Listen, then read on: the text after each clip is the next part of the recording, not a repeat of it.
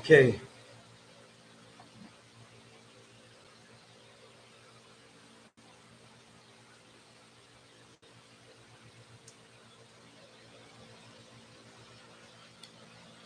All right. With the weather being crazy, I don't expect a lot of students to come through. You know what I'm saying? Um, Substance 810. Peace. Peace, Almighty. We're gonna build. We're gonna build. Um, I like to give a little time for everybody to come in. Salute. Let me know who you are. Students, regular students. Let me know how you're doing. Throw builds, whatever questions you have. I have some good questions on the email.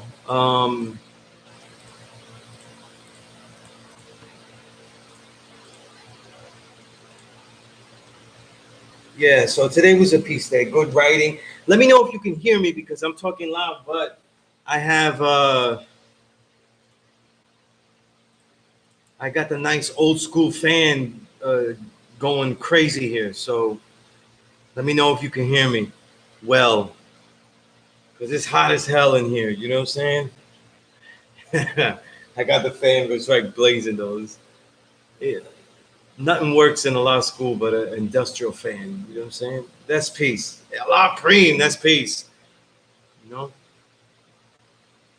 Allah Preem, you said something that I really liked. You know what I mean? I can't wait to talk to you about it on air and stuff, but that concept of making songs, making art, thinking of the people that's going to receive your works. And then you know what? You just do, when you start to do what you love, then it starts to come out the right way. You know what I mean? Beneficial to you. That's powerful right there. Simple.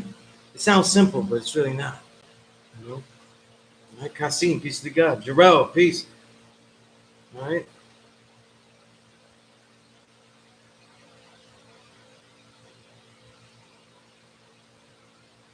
All right, that's great. That's great. The right. But a good brother that's on here now was asking.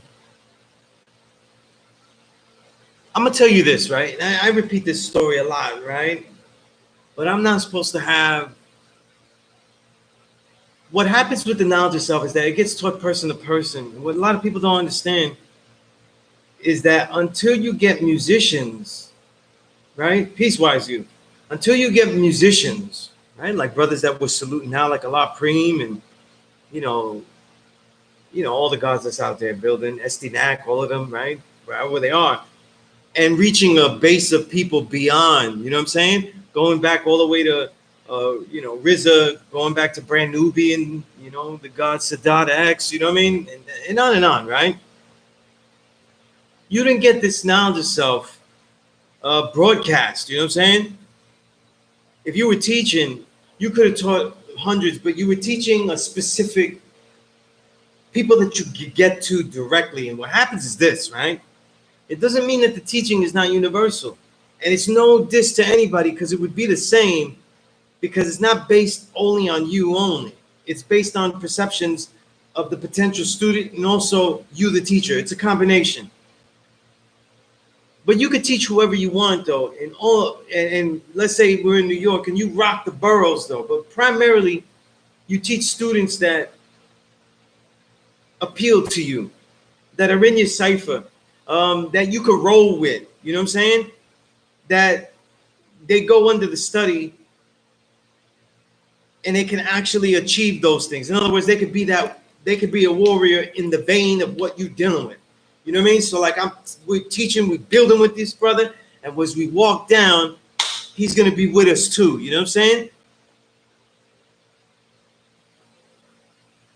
There's a selection process after a while because you're living with people that you are teaching. You're living in the neighborhoods, you're around them, you do things. It slowly weeds out those who can't really live the particular lifestyle that you live. And you say, no, but, and we're making, don't make the mistake of limiting the lifestyle to the gods. You know what I'm saying? Right? Peace to God, Supreme Cerebral, right? The way, for example, right? The way that I would live this knowledge of self day to day as a daily aspect is going to be a lot different than someone else. For someone else, I could even compare it to myself as a 45-year-old and compare it to me as a 25-year-old. As a 25-year-old, I was reading and writing just as much intensely, right? Probably read and write more today. But back then I did more boots on the street with my brothers with the knowledge because I was young and we was going out there to teach that way, right? I got older. I had children. I had a family to try to work and keep a family together, to keep that universal flag, whatever impression that we had of it though, or whatever we try to keep of it, right? Because it don't always work, right? You know what I mean? People's gonna live different lifestyles, but when you teach people in the cipher, the vicinity of where you live, you tend to draw up those who are similar to you in lifestyle and in pursuit. That changes though once the music.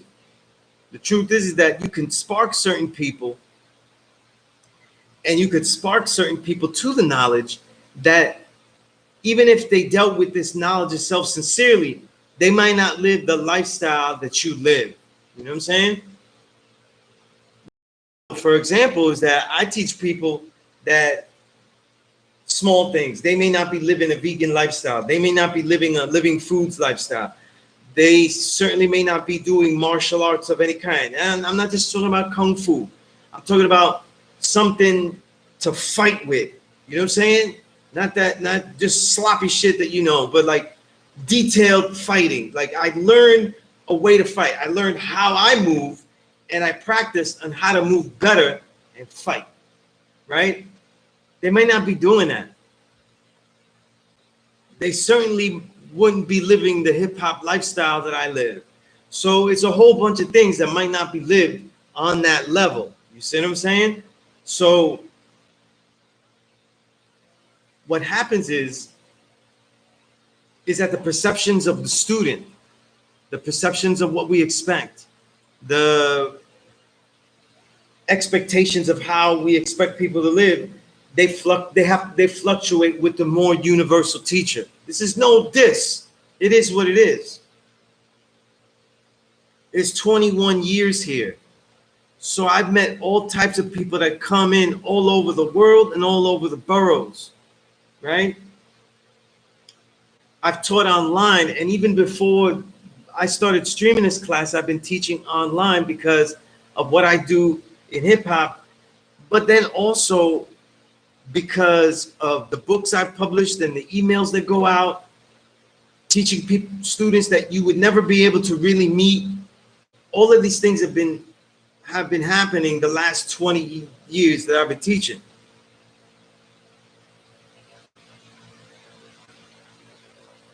So what do we expect out of the student? You know what I mean? A very good brother, very talented, to ask me a question, I'm going to answer it first. You know what I mean? No need to say who he is. So that's for him to tell. You know what I'm saying? But he was around the 5% teachings, heard about them, very inspired by them, but he didn't want to speak out on it, clearly because he didn't know enough, right? And with a busy life, making music, work, and those things, right? And that'll take up the time. Haven't allowed him to quote, have the proper time to memorize everything. You're right. Obviously, supreme math, alphabet 120, right? And he doesn't want to be called out as fake or anything like that, right? I will say this, right? I tell young students, right? I tell young students that I teach, right? Because if I teach you face to face, you're not going to get far if you're not working to get yourself in shape, because I don't bear witness that if we're the true and living God, we're supposed to be in shape so we could just walk up a flight of stairs or pick up our kid or something like that. That's weak. We're getting in shape so we could actually be able to defend ourselves against anything. And in that And in that type of training, the eyes become more aware. You know what I'm saying? Like I always say, martial arts training begins with the eyes, what your eyes see. And because we practice and study to basically get an understanding, what one would call the third eye, right? What we call symbolically the third eye, martial arts training becomes crucial to that. You know what I'm saying? Because it isn't just about learning who you're going to fight against or who you're going to have to fight against, but also who you'll be able to fight with. And certainly we would hope who you would be able to fight for, right? This is all in the training. You know what I mean? And most people don't understand that. You know what I mean? I think it's just some damn kicks and punches and stuff. You know what I mean? I say this to answer this question in a long roundabout way because this class is 3 hours. You know what I'm saying? I got time. You know what I mean? I can give you the long roundabout build of why this is important. I tell young students that before they try to get some type of family, before they try to get anything, before they try to answer the hell that they may be in their, that they perceive in their household. I live in the ghetto. I live in the projects. I live with my parents and all my siblings. And it's hellish and it's horrible and I hate it. I got to get out. If you are able to master the hellish conditions as a young teenager, as a young man, and take that time to say, as a young teenager with all these hells of frustration, can I train regularly? Can I begin to train regularly and become in shape? Can I start to not only pass my classes in school, but start to read the books and learn the things that are not being given to me in the school books? This is really the crucial aspect, because now when you start to learn this, right? When you start to learn this crucial aspect, then you realize that once you start to get more demands on as an adult in your adult life, training the physical body is not going to be something that you could say, well, you know, now that I have a family, I don't really have time to do that. I'm just going to let it go. You know, forget it. I'll do it some other time. It becomes so part of your lifestyle that there has to be a place that it has to be put into. Reading becomes a way of life for you. So there has to be a place that you put it into. If you're creative and you create, whether you write, whether you MC, whether you do all these things, make music, there has to be a time that you spend, and you may not be able to get more time, but you always allot time and you become more efficient at what? Mastering your creativity. That is being able to put yourself into a zone, all those things up. You know what I mean? So what I would say to the brother, the very good brother, right? The only way that you could get this knowledge yourself is to remind yourself, not whether you have time or whether people will say, you can only be held accountable for what you say you know. If a person doesn't like the progress you are making, right, then you have to look at yourself and say, well, what type of progress do you expect? Because as a teacher, and I'm talking about myself and not anyone else as a teacher, I don't judge progress by how quickly you memorize 120 lessons. I don't judge progress by how fast you can utter simplistic, generic passing understanding, said understanding of any said degree that we're dealing with or that you were asked about. I judge your ability between how many degrees you do know, how much math you know, how much of the alphabet you know, how many degrees you truly know, and how you are able to apply that in your daily living. And if you don't, and then even before applying it to the daily living, then the question is, as a young newborn student, those degrees that you do know, the few that they are, how well have you applied them to develop your questioning? In other words, I could have a student that he memorizes it, but he can't answer to anything in it. Like he just, I don't know any of the answers. I don't know any of this. But he's able to develop questions. I don't understand this. Like, he could be detailed. I want you to look at the degree and say, cream of planet Earth, that makes no goddamn sense, and I'm not going to make up something for it. Father of civilization, though. Well, what type of books are we looking for? You know, questions that you could ask, active questions. I need to see activation and a changing in the lifestyle, because no student is going to start with this knowledge and not start looking at the daily habits that he engages in. So he's going to start looking not just as pork, but what are the other things that are wrong in his lifestyle? You know what I'm saying? Because you get rid of pork, but then what are the other things that you could possibly get rid of? What are the things that you could add to it? You see? What is the nature of how you deal with your diet? Why are you dealing with your diet? What is your diet for? What type of energy do you expect from the food that you put in, right? What are the things that you expect to eat? Or is it just all a simple survival / like and dislike tour that your diet is? These are the type of things that an early student would be expected. You see?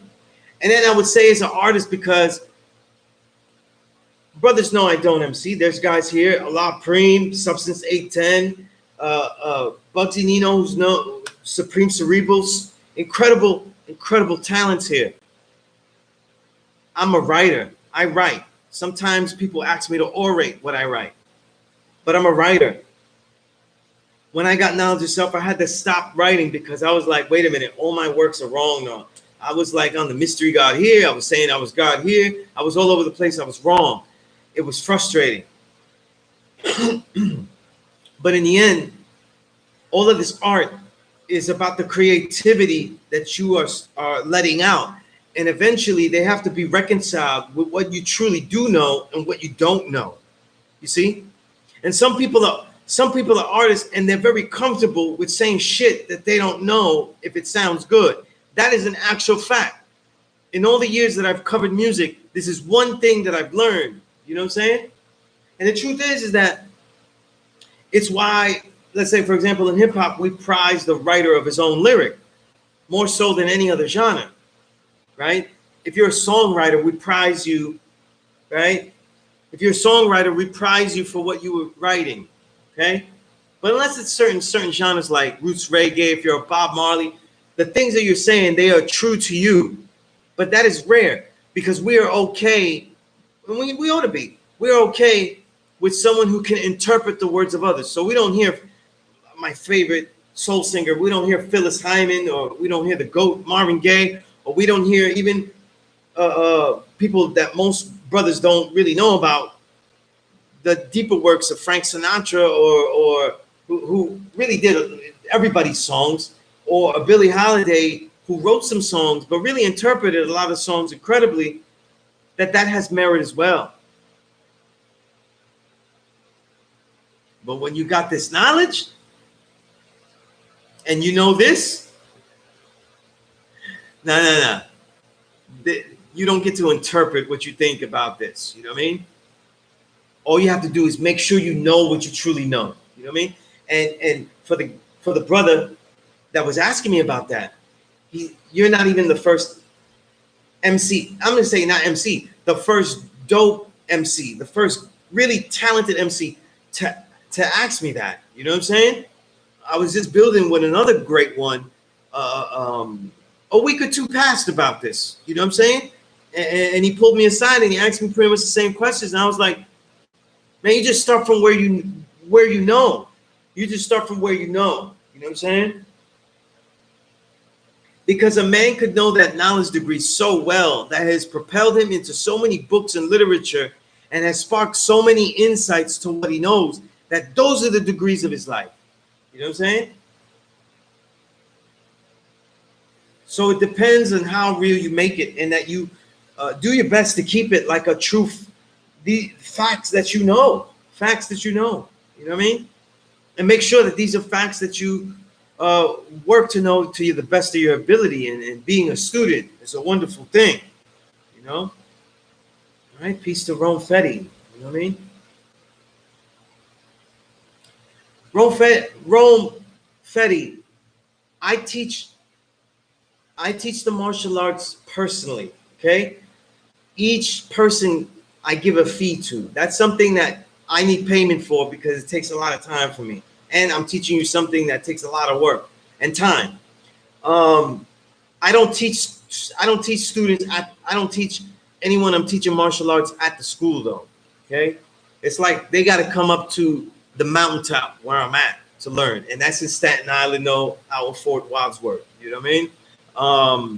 But if you email me, then we make some type of rate. If you we're dealing with family, we're dealing with brothers and not with the knowledge of self and their children. The children, they always get some type of discount, right? But I'm only asking that I get something for that time that I'm doing this. You know what I'm saying? Because it takes a lot of work. You know what I'm saying? It takes a lot of work. You know, and yeah, I'd like to get paid something for these skills because the student in this case has to show some type of investment of travel and work. You know what I mean? And for those that are interested in really learning the martial arts with me, and you go, look, I don't want to go all the way up to Staten Island and shit, right? I'm not teaching you like simple shit. You know what I'm saying? I'm teaching you real kung fu. But at the same time, the difficulty that you have to journey to where I'm at is going to be rewarded either by not having the journey so much and lots of work with you real quickly. If someone puts the effort to really learn martial arts with me, right? And we work out a fee that you can afford and that's peace. You're not just learning how to fight. You're not just learning how to get in shape, but you're also learning the entire culture and how it relates to our culture of this knowledge. If you're dealing with this knowledge, but certainly every student, whether they so-called, you know, whether they in this nation is 5% or they are not, they have to have some type of righteousness. So you're learning the ancient texts with me. You're getting books that you are not paying for. You're getting books that you're getting all types of literature. You know what I mean? But that's nothing. If you can do what you can, you can email me. The email is sunez97@gmail.com. Okay? And I always got some type of trolls out there that talk some shit. You know what I mean? I don't think that they would want to challenge on any level, but I'm here. I'm just saying this. I've been here every Thursday for the last 21 years, though. You know, so like, if my good brothers, though, if you see a troll on the YouTube page or you see stuff like that, and you know, if it's on this channel, I'm gonna delete that shit. I don't have time for that. But they don't want it. And the truth is, when you're dealing with a troll like that or any kind of level, it really is sad that they haven't put that effort to go build. It's embarrassing. It's embarrassing. You know what I'm saying? Very embarrassing. You know what I'm saying? But my good brothers, is God's self-elevation, peace to the God. You ain't got to answer to the trolls and stuff like that. You know what I mean? Unless it's funny, you know, unless it's jokes and shit like that. But people have their own hangups, and that's all good. I'm gonna go back on these comments though, but and also for the question I was answering about those who are not ready, email me because it starts with building with me and getting some material so that you could constantly be in study. You know what I'm saying? There are things that you're gonna have to study to be an artist, so that you can say more in the music, so that it could be more worthwhile and have a greater longevity and usefulness for the listener. And trust me, I'm saying it because there are hundreds of, I already have, it's July, the beginning of July. So, at least half a year already. And I have over 160 albums. And I don't mean that. I mean, from very quality, good stuff to stellar stuff. You know what I'm saying? And I ain't even gotten this new Supreme Cerebral yet. So add another one to that list, and the God Allah Primo, he just dropped something I gotta go get. So I add that to the list, you know what I'm saying? But it's a lot of stuff. You know what I mean? So when you're communicating in your art, it's time that we said something in a creative fashion that was worthwhile once it was decoded. You know what I'm saying? And that's just mine, because that's my mentality when I write. And it's a mentality that I think a lot of the best have. And certainly within the reach of any of the great talents that I'm speaking to. But let me go back in these comments though. You know what I'm saying? All right, let's see. Yeah, so Rome, please do that. You know what I'm saying? We'll talk about where and all that kind of stuff. Mr. G1, peace to God. You said you recently copped 365 Tao Daily Meditations by Deng. Good book. Good book. Tao Te Ching by Lao Tzu. Lao Tzu, who translated that? And The Art of Peace by Maria Shiba. Who translated that too? I'd like to see. Of course, I'm familiar with The Art of Peace. The first book that you would get from me, training in the martial arts, would be to read the Art of Peace. You know what I'm saying? And so that definitely is something that is very dear to my heart, that book. You know what I'm saying? Along with the Tao Te Ching. I prefer, my favorite is the John C.H. Wu translation. Let me write down the translations of the Tao Te Ching I like the best. In the Tao Te Ching, there are so many translations. I'd like you to read them all, see the differences. You learn more that way. But the best translation is John C.H.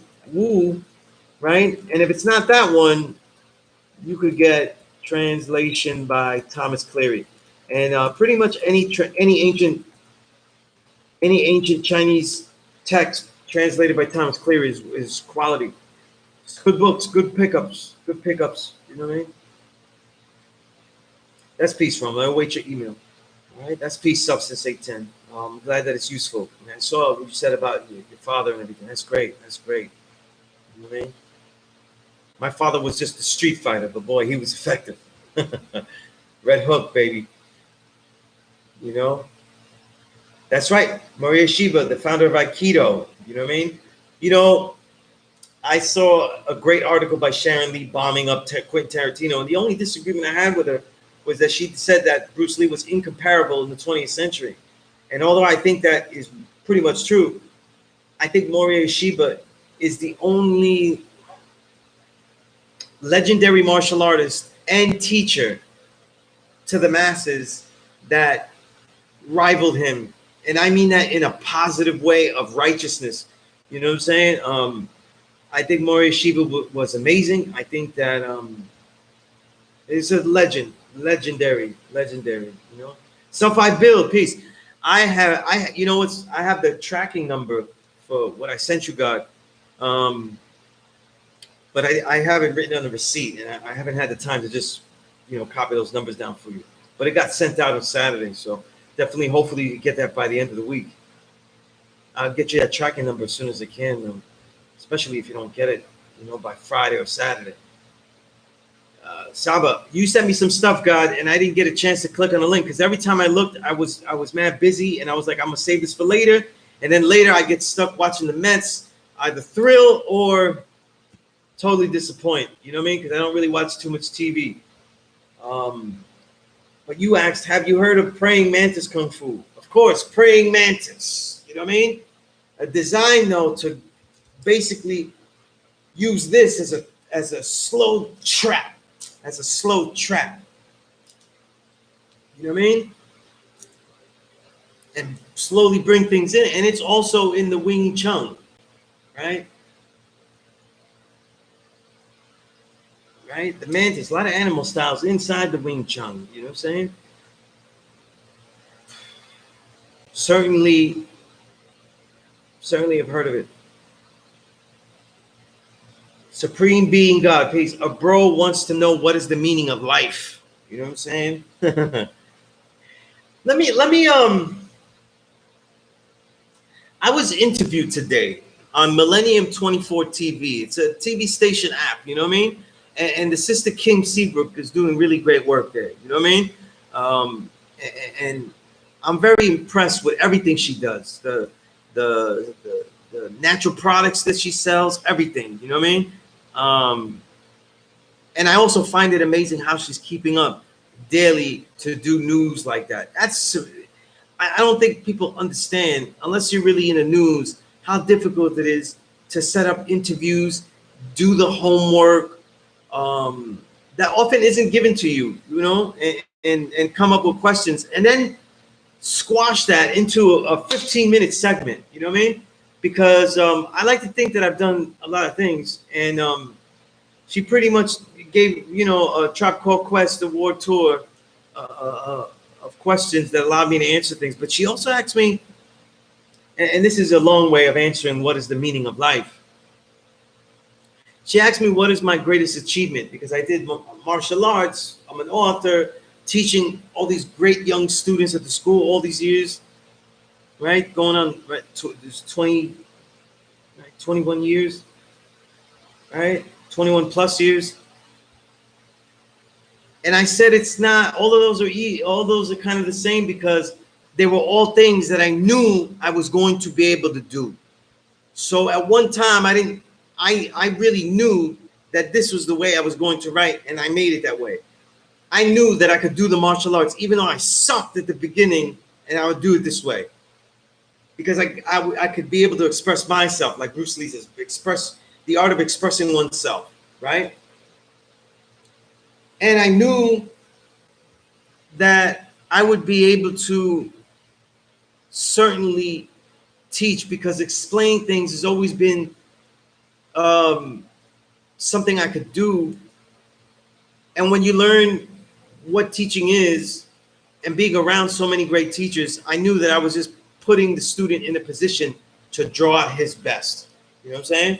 So I knew that I could get to that level. You know what I mean? But I knew I could get there. But the greatest achievement, I said to them, was children, having my two children, my two daughters, Luna and Alma. The reason I said that is because I give them hopefully the best of my DNA. You know what I mean? Right? We always hope for, right?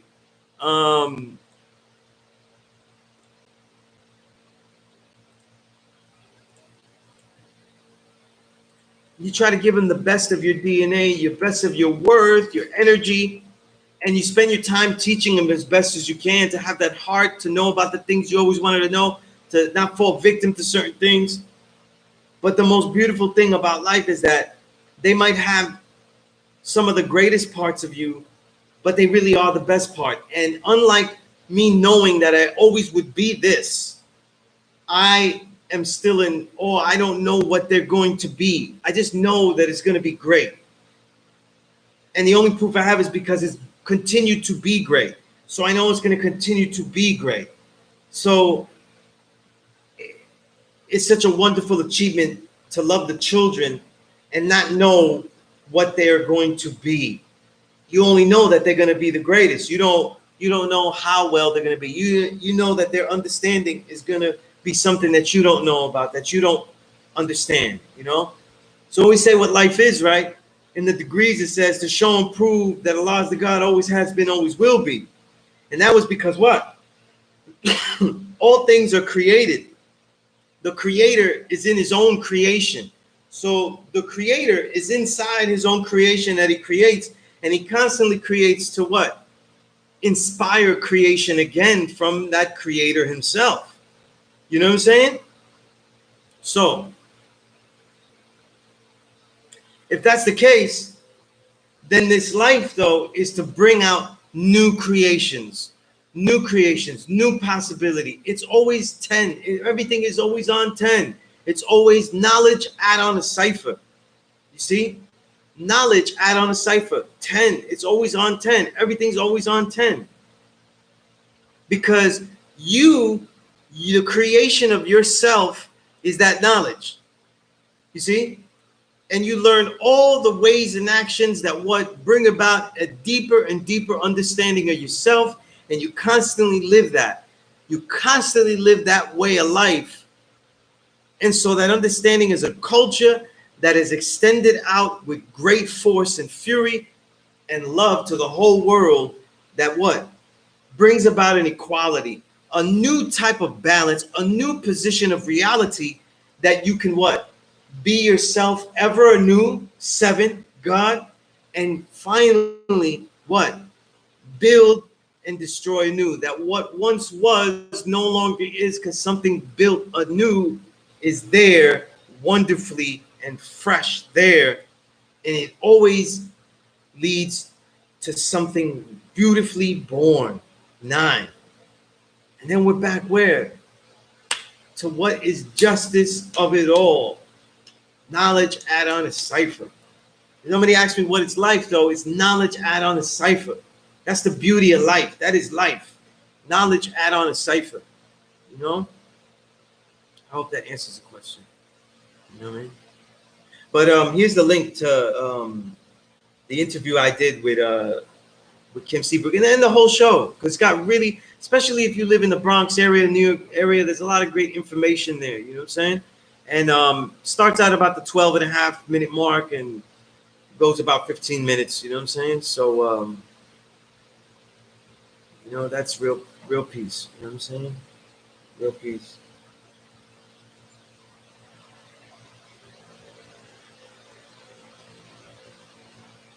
Yo, Allah Preem, martial art books by martial artists that I recommend. First off, I tell you, I don't buy martial art books that go, you know, start here, here, and then have a picture here, here. I suck at that shit. I don't understand none of that. You know what I'm saying? Because they'll have 2 pictures here and then here, and see right here, that's where I got hit. I don't understand it. You know what I'm saying? I never understand display books or how-to books about martial arts, though. Most of the books I would give a student is based on martial philosophies of the Tao, the mentality that the ancients that really developed this were thinking of. However, there are good books that do give you fundamentals that are useful, but I kind of like them more for the history, like the Tao of Wing Chun. That's a great book, right? I forget the author, but again, man, I give this book to you. You just have to email me and I give you the book.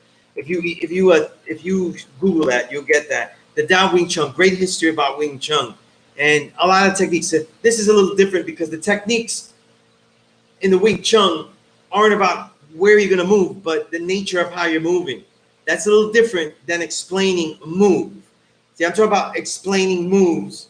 You know what I mean? But the nature of a movement is much different. You know what I'm saying? Like how we're doing this, you know, how box out, and you know, that's different. Especially with Wing Chun, you know, keeping everything in, the science of the triangle of power. You know what I mean? All those things. So it's a great book, even if you're trying to learn technicalities and you're interested in the Wing Chun. There's a lot of great Bruce Lee books because his writings have been written. So once you start getting the books by his family that are edited by his family, all of those books are worthwhile. People usually start with Jeet Kune Do, but to me, the Tao of Kung Fu is the book to start with, because that's the book about the mentality of Kung Fu and martial art, though, and him as a philosopher. It's a beautiful book. I'm just thinking off the head. Obviously, the Book of 5 Rings is a good about the mentality of fighting. Right? Just look that up. You'll get the author. I always forget how to pronounce his name, so I have to look it up, then read it to you. I think it's Miyamoto Musashi, something like that. I butchered that, so now I have to look it up. Yeah, Miyamoto Musashi. I was close. Miyamoto Musashi. He was a swordsman, and he wrote his mentality of it. Short book, but it's dope. You know what I'm saying? And it's essential.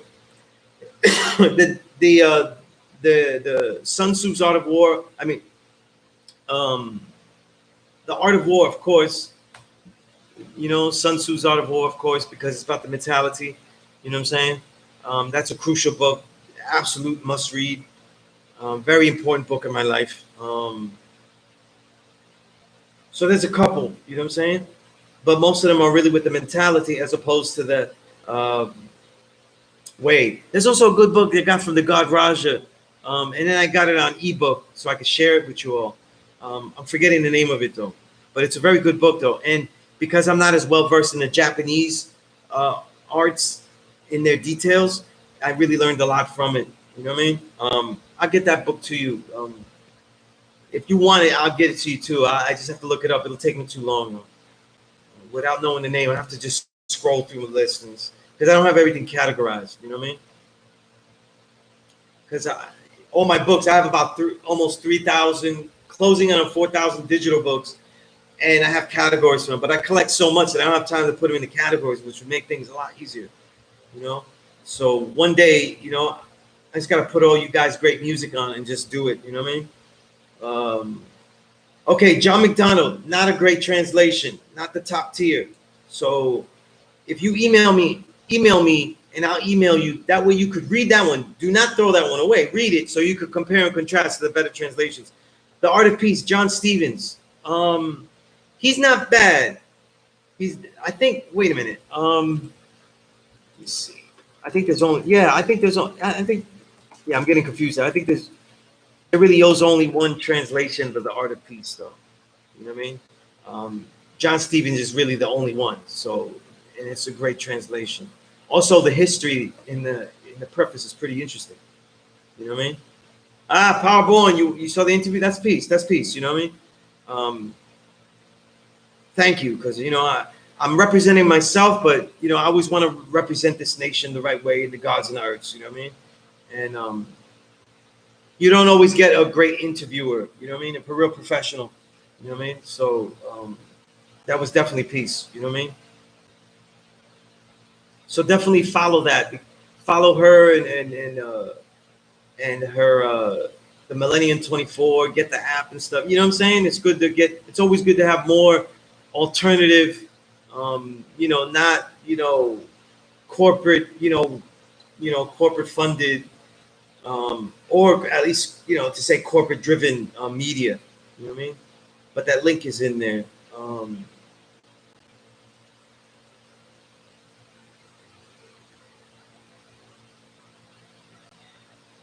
Jarrell, you said upon some of my research, I've seen where Salat has a connection to the teachings of the Sufic order. I've never read that. I'd love to see that. I love Sufic literature. I really do. You know what I mean? People always want to, I love Rumi, but they never really read Jalaluddin Rumi. And they certainly don't read, Hazrat Inayat Khan. You know what I'm saying? Especially you got a brothers that do music. Hazrat Inayat Khan wrote some of the deepest thoughts about spirituality and music, though. Real profound stuff, man. And I could get you some of that too. You know what I'm saying? If anybody's interested, But Salat, it makes sense though, because the Sufic orders though were very closed. They were very guarded. So it makes sense that they would teach. Salat is very similar to Wing Chun. The men that train in this fashion, they're exceptionally gifted, and they're also of a smaller stature. So they're like me, because I'm 5'4", so they're smaller. So they tend to be able to have a shorter, center of gravity. You know what I'm saying? That old Barry Sanders. You know what I mean? But Salat, what a beautiful art. You know what I'm saying? Beautiful. Saba, you said that's right, God. We are creators in our own creation. We also deal with recreation, and I would say destroying can wreck creation. Absolutely. Destroying would wreck something that was a negative creation. Indeed, it certainly can. All right. Peace 793. YG, you said came across a documentary on Flatbush Fist and led me to Dr. Moses Powell. I know gods that have trained with Moses Powell, real legend, and the God Universal Ali, as well as other righteous teachers of that art form. That's peace. There are a lot of great brothers. A lot of great fighters out of East New York and Medina learned with Moses Powell. You know what I'm saying? Peace to the God, wise ruler. You know what I mean? Had learned some great stories from him about Moses Powell. Yeah. 793. You said me neither. Definitely tried a few times to learn something from martial arts. P.E.A.C.E book. I think after training a long time, I understand them more. But I've been training over 20 years though, so now that I'm finally getting it. It's clearly wasn't for me then. You know what I mean? Like I get beginner stuff now, so I'm mad late to the party when it comes to that. Wow. But peace. Peace to God. Peace, God.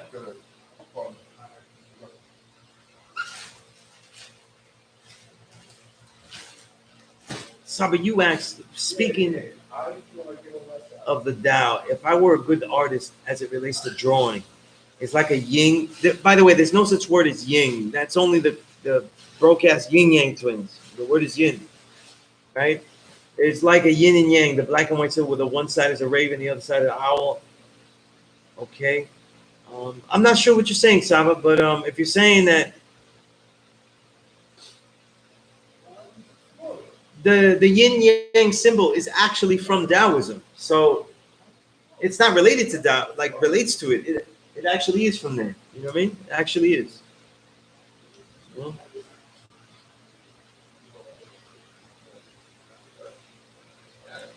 Kareem, you said I shall attempt to read that Art of War book again. I got that when I was really young, and through the years, anytime I pick it up, it's a difficult read. I've not looked at it in years. You know what? Email me, because get Thomas Cleary's translation. Let me tell you what he did that was very ingenious.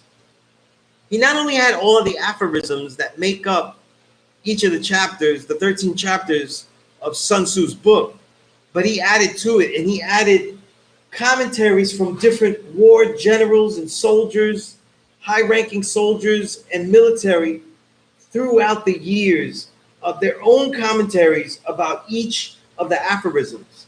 When you read it like that, it gives you a lot of insight into the original aphorism and how it was perceived and understood. And it helps because you start to learn what it was like, though, for the people that didn't have to read a translation, that could read it in the original language.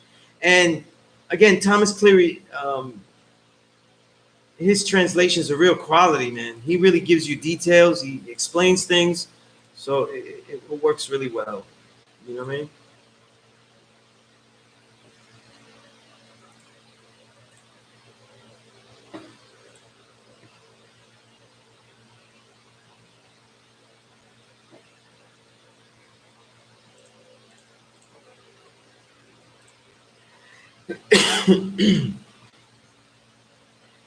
Powerborn, you said you did an excellent job. She covered every square inch of your history of Quran in 15 minutes. She was sincere in her respect of the culture. Indeed, indeed. You know what I mean? And she definitely comes from the culture. You know what I'm saying? So you know, she's not an outsider though. So you know, it was a no-brainer to say yes when she saw what I was doing and stuff. You know what I mean? What a great honor. You know what I mean? Saba, you said, I was just adding a little anthropomorphic science to yin and yang symbol. Appreciate the correction because thought it was yin. Oh, no. I get what you're saying with the symbolism of the animals. That works, yeah. In fact, that was commonly done because the yang is what initiates. So a lot of times in a lot of Chinese art, the dragon represents the yang. You know what I'm saying? So it depends on how you see it, but it's not really, you know. Quatis. That's peace, Quatis. Good to have you in. Right. Better applicable context, so it makes sense. Indeed. Saba, you said, does Taoism ever say who originally designed the yin and yang symbol? Yo, you know what? That's a good question. I don't know. You know what I'm saying? I don't know because what I have read, I've never read like someone saying it was created somewhere, but I personally feel that it certainly originated with someone dealing with the martial arts. Like once the martial arts got there, you know what I mean? 793. Yes, I did. I was already following her for a while, so we followed each other on Instagram. So I knew she was already doing, and I've been doing Announce to Millennium 24 TV for a while, so I appreciated the content, the local content. You know what I'm saying? And a lot of great guests. She has a lot of useful guests, people doing good in the community. You know what I'm saying? So that was a no-brainer though. So yeah, you know the guy. I always do the knowledge. You know what I'm saying? I always do the knowledge. You know? But if it was a hostile forum, I'd still love to do it. Especially, you know, it's live. They can't really cut it though. You know what I'm saying? Right? But definitely. You know what I'm saying? That's, you know, definitely. You know. And what I mean by the culture, I mean the culture of our people. I mean, you know, I'm not saying she's not a 5%. I mean the culture of our people. You know, the community. You know what I'm saying? Our black and brown people. You know what I'm saying? Hip hop, definitely. It's in tune and part of all that. You know what I mean?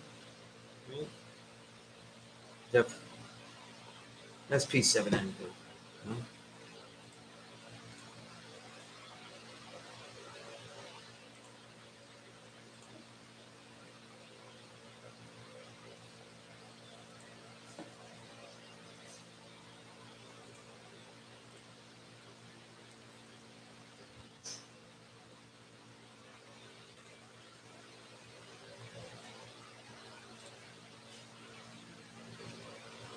You got it. Peace, peace. Yo, where's everybody at? What are you looking for? See y'all. What's your name, brother? Cosmo. Say again? Cosmo. Cosmo? I know you, right? You've been in my class before? Nah. Okay, okay. Who are you looking for? C.E.A.C.E. C.E.A.C.E? I haven't seen C.E.A.C.E. I haven't seen. There's nobody here. I'm here. Yeah. Yeah. What's today's mathematics? You asking me though? Yeah. How old are you, dude? Wisdom. Was you 22? You asked me, right? That's good though. You test whoever it is teaching you, right? My name is Sunez Allah, right? And as a newborn, I'm assuming you're a newborn, right? First thing you ask me is my name, not what today's mathematics is though. I could have got that on the internet, all right? Yeah. I could have got that on the internet, right? What you mean, my name? Say again? I could have got my name on the No, internet. no, no. Listen to me. I said, when you meet somebody that you think is in this culture, you ask them what your name is. Right? You're talking to me, right? Yeah. Right? You ask me my name first, right? Because I'm here, right? I'm teaching class right now, right? Oh, word? Right? This is my class every Thursday from 7 to 10, right? The P.E.A.C.E course, Political Education and Civilization Enrichment. I've been teaching this class. You say you're 22, right? Yeah. What year is that you were born? 99. 1999, right? I've been teaching since 2000. So I've been teaching this class your whole life, right? So this is when you see somebody that's with the culture, you ask them the name first. You know what I'm saying? Or born. Right? That's right. That's right. Yeah. That's right, brother. So you're welcome to stay in the class as long as you want, though. I don't know. I haven't seen C.E.A.C.E. All right? You King, was here and he left. You know what I mean? Dark Kim was here. Have you ever been to Dark Kim's class? Yeah, I think so. Okay. Right. So he was here, right? But he doesn't teach today. I do. Dark Kim's usually here on Monday and Tuesday, definitely. He might come back. Some of the other guys was here, but they left. So you may have missed them. They may have left. But I did see C.E.A.C.E. There's no other guys coming? I don't know. When I teach my class, I don't know who's going to come. I didn't know you was going to come. Yeah. Right? I'm meeting you now. Right? So you say your name is Cosmo? Cosmo. That's your honorable name. Okay. All right. How long you had the knowledge? I don't think I got all the knowledge. Well, of course, but when were you exposed to this? Like how long you been studying this? this? A long time ago when I was 18, but I didn't take it serious. Got you. Okay. Never took it serious. Okay. You going through lessons with C.E.A.C.E? Yeah. Okay, that's peace. Yeah. I was in Medina because they have these meetings in Medina. So I went out there. Okay. Well, let me tell you something. You're always welcome in the class if you always want to come and build. You can stay as long as you want. You know what I'm saying? If you're looking for C.E.A.C.E and he's not here, he probably won't be here. Because they usually, right, he usually leave me to man the school. I'm usually here by myself to man the school. When I see C.E.A.C.E, it's usually earlier than this time. So, you know what I mean? I shouldn't really be here, but some girl that said that she was going to give me head canceled on me because... Well, that's more detail than I needed, but yeah. She canceled on me because some other guy came. And I was like, the only reason I didn't pull up was because you didn't call me. Well, that tells you everything you need to know about that woman, right? Yeah, but she's good at what she does. Well, look, let me tell you something, right? The first thing we learn to know is that the original man is the Asiatic black man, the true and living God, right? Yeah. So the first thing you gotta learn though is that, real talk, you're not just a man hoe. You know what I'm saying? So now it's time to be, eventually be more and more selective of who you deal with. You know what I'm saying? Yeah. Right? For your own health, right? And for your own mental I also stability. went to Watkins today. You know about Watkins? No, let me. The health food store. Oh, okay. Right here. Yeah. Yo, I brought a blood cleanser and a colon cleanser. I got high off it. And I felt like. Now, when you got the knowledge, though, they taught you about fasting, right? Have you done a 3-day fast? No, I didn't do a 3-day fast. Now, the first thing that you would do as far as your diet, though, when you get this knowledge, though, is that you make sure that there's no pork in your diet, right? You think eat pork? We don't eat pork. Oh, we don't eat pork. None of that. However, the pork isn't just the meat, okay? Right? What's your ethnic background? I'm Dominican. 100% Dominican? Yeah. Okay. Where you rest at? In the Heights? Now I'm from how you say it in? I'm from the X, but it's called I forgot the name. Oh, what the Bronx is called? Like around what blocks? You ain't gotta give me your address. I'm just saying. I used to live in the P.E.A.C.E. Say again? The Butchering. Okay, that's all. All right, so like Jerome Avenue, all of that. Yeah. Okay, yeah, that's like Tremont and shit. But yeah, because I used to live around 176 in University. Okay. I used to live there in the early 2000s. Oh, that's like around where Fat Joe. Nah. Fat Joe wasn't around those parts particularly though. But in that area, but yeah. But University Ave is a big ave though. But I was more on 176. So a few stops away from Yankee Stadium. You know what I mean? About 4 or 5 stops? But anyway, the point being, right? It's not just what? It's not just the mangoo. So the 176 on the 4th train. On the 4, yeah, the 4, yeah. That's where you get up on Jerome and then you're walking up. We get rid of all the pork, right? So that means that none of that salami, none of that hard salami, right? No salchichon, none of that shit. No chuletas, none of that kind of stuff. All of that is dead. But you're also looking in reading all of your products that you eat, okay? Because they use every part of the pig, okay? The nose, right? The nose cartilage becomes gelatin, right? So you got to look in your candies to see if it says gelatin and things like that. You got to start doing all that. And if God didn't tell you that, though, that's important, okay? Right? So that part, to me, since nobody's told you that, that's all you need to know. That's your homework right now.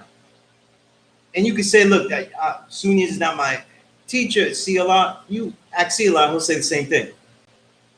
You got to go home and look at all the foods that you eat, though, and really look. Because we do what? We do the knowledge, right? Yeah. So now, the reason the diet is so important, though, is because that's the only thing that we put in our bodies, though, right, that is outside of us, that we're expecting to do something for us. See what I'm saying? That woman is shady, right? Whatever woman it was, but you ain't got to bring her with you. You could just leave her. You know what I'm saying? You love your children. If you got children, you can't put them inside your body no matter how much you love them, right? But that food, though, you're expecting it to do something.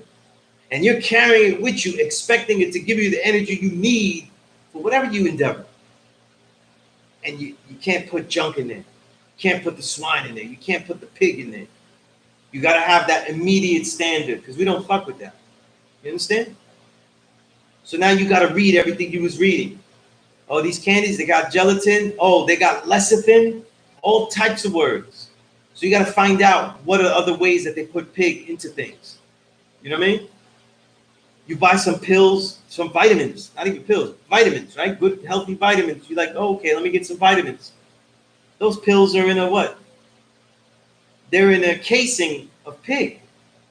So anything that you see that's gelatinous, anything that's gooey, anything that you're chewing that dissolves quickly, right? That is not like gum, right? So you eat the candy and you chew it and it dissolves, you gotta read them ingredients. Okay?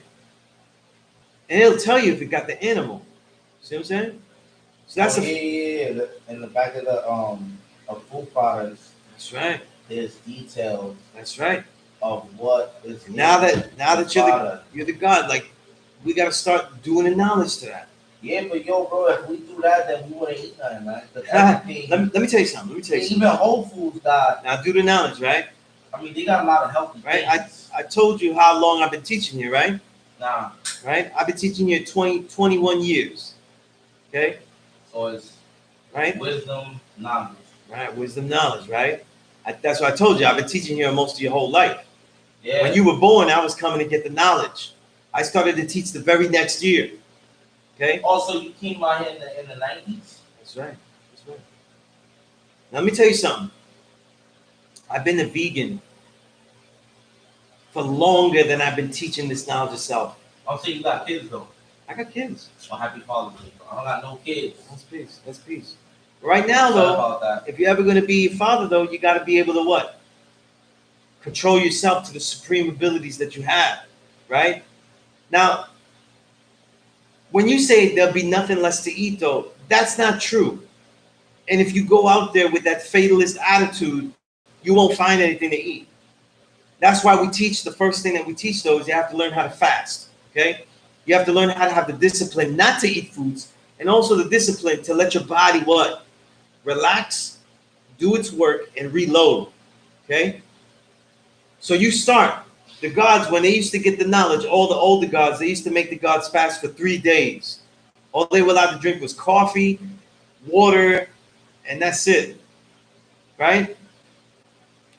When they got the discipline to do that, then they started to get lessons. Now I'm showing you how extreme it is. Now it's different, right? Because brothers can't be following their students around all the time, right? So we can't test if you fast. A 3-day fast is difficult if you never did it before, right? So what you do is you start out with what? A short fast. You try to skip, you try to eat one meal, eat a good meal in the morning, right? And practice not eating another meal until tomorrow afternoon. So eat your breakfast in the morning, right? Maybe 9, 10. Eat a good size though. Then try to eat. Don't eat until like 12 o'clock the next day. See how well you could do it. If you don't do so well, you eat as soon as you wake up, right? And then you have like a kind of a sloppy but decent 24-hour fast, right? You ate at 9 o'clock, eat again at 9 o'clock. You know what I'm saying? And you practice. You know what I'm saying? Because it's about the discipline. But you got to start looking at the foods you eat. And mind you, look, this world is going to have mostly bad foods, right? So the key isn't to just make your diet perfect overnight. The key is to say, if I'm eating this and it's not good, and this is not good, and this is not good, then try to find every single day at least one thing that you could eat that you say, yo, this, I know this is healthy. I know for actual fact this is good for me. You know what I'm saying? So for everything that you get rid of, right? You get rid of the pork, you try to eat a little bit more of salads and shit, right? You ever had brown rice? Yeah, I like brown rice. Right? You know that there's black rice, wild rice, red rice.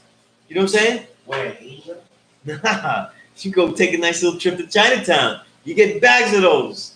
You know what I'm saying? Said Chinatown. But this is what I'm saying though, right? So it's like Asians got that type of rice. Right. But they got it. Dominicans, Right. It But was listen what I'm black saying. rice. But listen what I'm saying. I would have found Right. But this is what I'm saying though, right? That's why I'm telling you.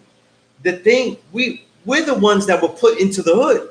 We're the ones that were given the little to work with. So we make do with food that isn't good for you. We make do. You see what I'm saying? So you're eating white rice. You're having good stuff like plátanos, right? But those plantains, though, are being stripped and they're being what? Fried. And so you're getting all types of fat with that. And then they're adding what? Salchichon on it. And they're adding mad cheese on it. And so what? We wonder why brothers get fat. You know what I'm saying? There's not much nutrition in that that's going along with all that fat. You're going to get bulk, though. So we're poor. We don't mind because, look, my kid is, at least he's eating. He's not starving, right? And it tastes good. It's really salty, all that. But these ain't the best foods.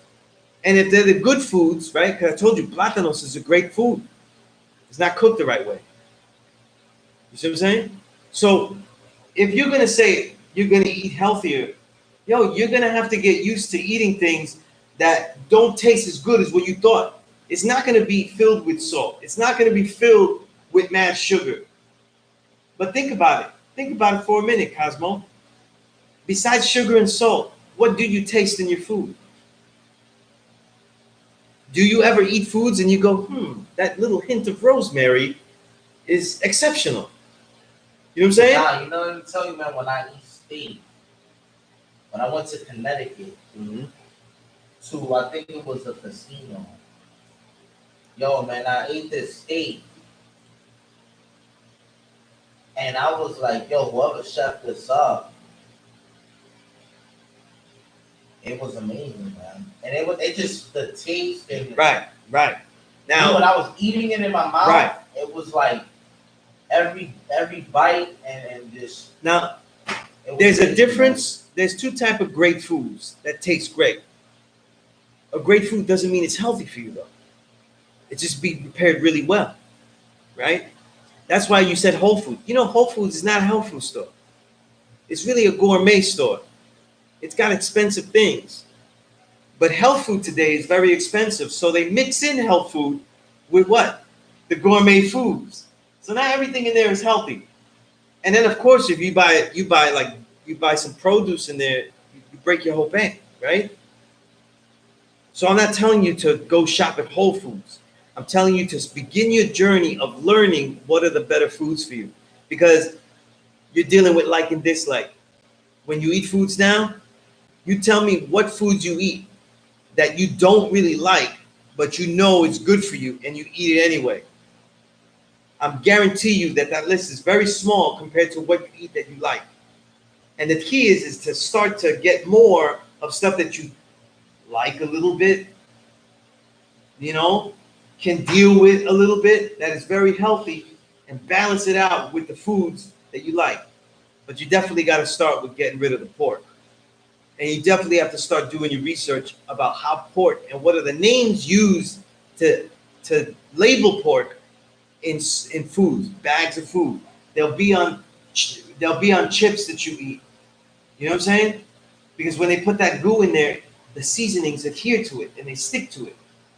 You know what I mean? So what about if I go to Wingstop and I get lemon pepper chicken? I don't know. I don't know the ingredients that they put in that chicken. You understand what I'm saying? And then you're asking me, I haven't eaten chicken since 1995. Word? Yeah, I don't know what even that shit tastes like. You know what I'm saying? Chicken. I've been vegan since 1996. I haven't eaten pork since 1994. I haven't had dairy, any cow's milk, ice cream, none of that. I haven't had that since 1993. Cereal milk. Cereal? Yeah, cereal milk. That's cow's milk. I don't drink cow's milk. But I'm saying like you never ate a piece of chicken. Of course, as a kid, of course. No, I'm saying like after 1996. Nope. And let me tell you something. If you go to a health food store, there's tons of different steak. You never had steak after 1996. Nope. No type of meat. No type of meat. Do you know about Dr. C? Of course. Yeah, that was my mentor, but he died. I was gonna find him, track him down. And let me tell you something. He told you the same thing about the pig, though. He died, man. Right? And let me tell you something. A lot of his camp, a lot of his knowledge, though, is not. A lot of his teachings and his knowledge is not lost. AIDS. A lot of his knowledge and teachings are not lost, though. So yeah, but you know, like he has so much knowledge, man. Absolutely. And he knew about so many things. There's just no way that I feel like he died off of asthma, like they say they did, like he did, because he cured. I don't think so either. You know what I'm saying? Like I said, if he was talking to you now, though, would he expect you to be eating pork? Nah. Right. I would ask him like, yo, these are the questions I would ask Dr. C. Should I continue smoking weed? Because I love weed, you know, but all smoke to the lungs. Anytime that you smoke anything, you're gonna have that problem. You know what I'm saying? It may not be particularly the weed though, but nowadays, if you don't want all that smoke in your lung, there's lots of alternatives. You know what I'm saying? Eat the weed. Right. You know what I'm saying? You got the CBD oils. There's all type of things you could do. You know what I'm saying? Right? I would say this: the first thing is to try to master it, where you don't always have to be dependent on it. You know? That's the first step. Just like I said, look, there's a lot of foods I think that you've already mentioned I would never eat, obviously. But you start out with the pork and you acclimate yourself. Because let me tell you something. You're going to go to your family, though, and you tell them I'm not eating that pork. That's going to cause a lot of problems, though. That's what the gods had to deal with. So you're going to have to find out, why shouldn't I eat this? Right? Why isn't it good for me? And have your own personal answers. And for that, though, nothing you research is going to be enough unless you have the answer to what food does to you. And if you don't start eating your meals, the first step is not just what you take out or what you add, but start taking a measurement. When you start eating, though, start gauging. Start figuring out, like, you finish your dinner? Start to think about how you feel. Do you feel sleepy? Do you feel tired? Do you feel heavy? And then you start to think, are these the ways that I'm supposed to feel after I eat? Or you say, look, I didn't eat that much. Why do I feel so heavy? You know what I'm saying? Or if you start to work out, if you start to train, start to get your body in shape, and you're not moving as fast as you think, like, is it you or is it the food? Is it the amount of sleep you're getting? All of these things you have to judge. You have to do the knowledge to. Because when we say that we're the true and living God, if we're God of the universe, right? All of this, we are the creators inside our own creation. But the first thing that we know best is ourselves. So that way, when you walk into a cipher, you don't have to know anybody in that cipher. But if you know yourself as well as you can, you know how you will be able to react, and you know how you'll affect other people. You know what also happens? Because you know yourself so well, you'll also be able to understand how someone else might be affecting you. You see what I'm saying? That's why we get the knowledge of self. That's why we study ourselves. That's why we study what we eat. You know what I mean? So you could diagnose yourself. So you are not dependent on anyone to say, look, how am I feeling though? Do I need this or do I need that? Right? So you should know things like this. You should know how much water you drink in a day. You should know how much sugar you take in. You should know how much salt you take in. Because these are things that affect people dramatically. You know what I mean? You may not feel it now. And it might be for two reasons though. Because you're young, and then because you're not challenging your body. You know what I mean? Okay? I started to feel these things because at the same time I got knowledge, I was already vegan, but I also started to train in the martial arts too. So, yo, bro, I'm talking about we can't eat fish. No, you can eat as long as you don't eat pork, that's what we teach not to eat. I'm saying a lot of 5%ers eat fish. A lot of 5%ers eat beef. A lot of 5%ers eat chicken. Okay? I'm saying you don't eat fish. Me? No, I don't eat fish. So what do you eat though? Like no. All different types of grains, right? All different types of nuts and seeds. All different types of legumes, which is all the bean family. All different types of vegetation. You see what I'm saying? And what else? And I just pretty much named everything. Grains, vegetation, massive amounts of fruits, massive amounts of vegetables, and trust me, this keeps you up. When I started to be vegan, I didn't know what to eat. Pizza you can't eat. No, unless somebody prepares it in a vegan way, right? Because the pizza has what? Cow's cheese, right? But they have vegan pizza shops. What? Yeah. You know? Yeah.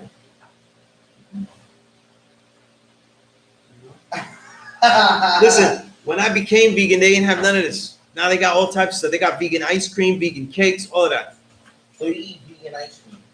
I don't because I train heavily. I don't have many treats. So you never tried a vegan ice cream? Of course I tried. I got kids. You know what I mean? Yeah. You know. But what if they lying though, bro? What if they're not really the vegan? As my children grow, they make their own decisions. You know what I'm saying? Yeah. And my concern is not that they eat everything the way I eat. It's that they know how to use this diet to heal themselves. You understand? And that's really more of a key. You know what I'm saying? But my children definitely don't eat pork. And my youngest is still vegan. You know? None of my children eat pork. So there's vegan fish. They do. I don't, you know, I've tried all that. They make all types of vegan meats. You know what I mean? Oh, you tried it? I tried it. I don't care for it. You know what I'm saying? All right. If you haven't had this in that long a time, why would I have something fake? I don't even know what I'm supposed to be tasting. You know what I'm saying? That's what I was talking about. That you don't know what's what, man. A lot of these vegan, some of these vegan meats are good for people trying to get away from meat, but they put chemicals in there and they make fake meats they're basically like factory food. So it's not good for you either. You know what I'm saying? So I'm saying if we went out to the wild and killed a raw fish, you wouldn't eat it?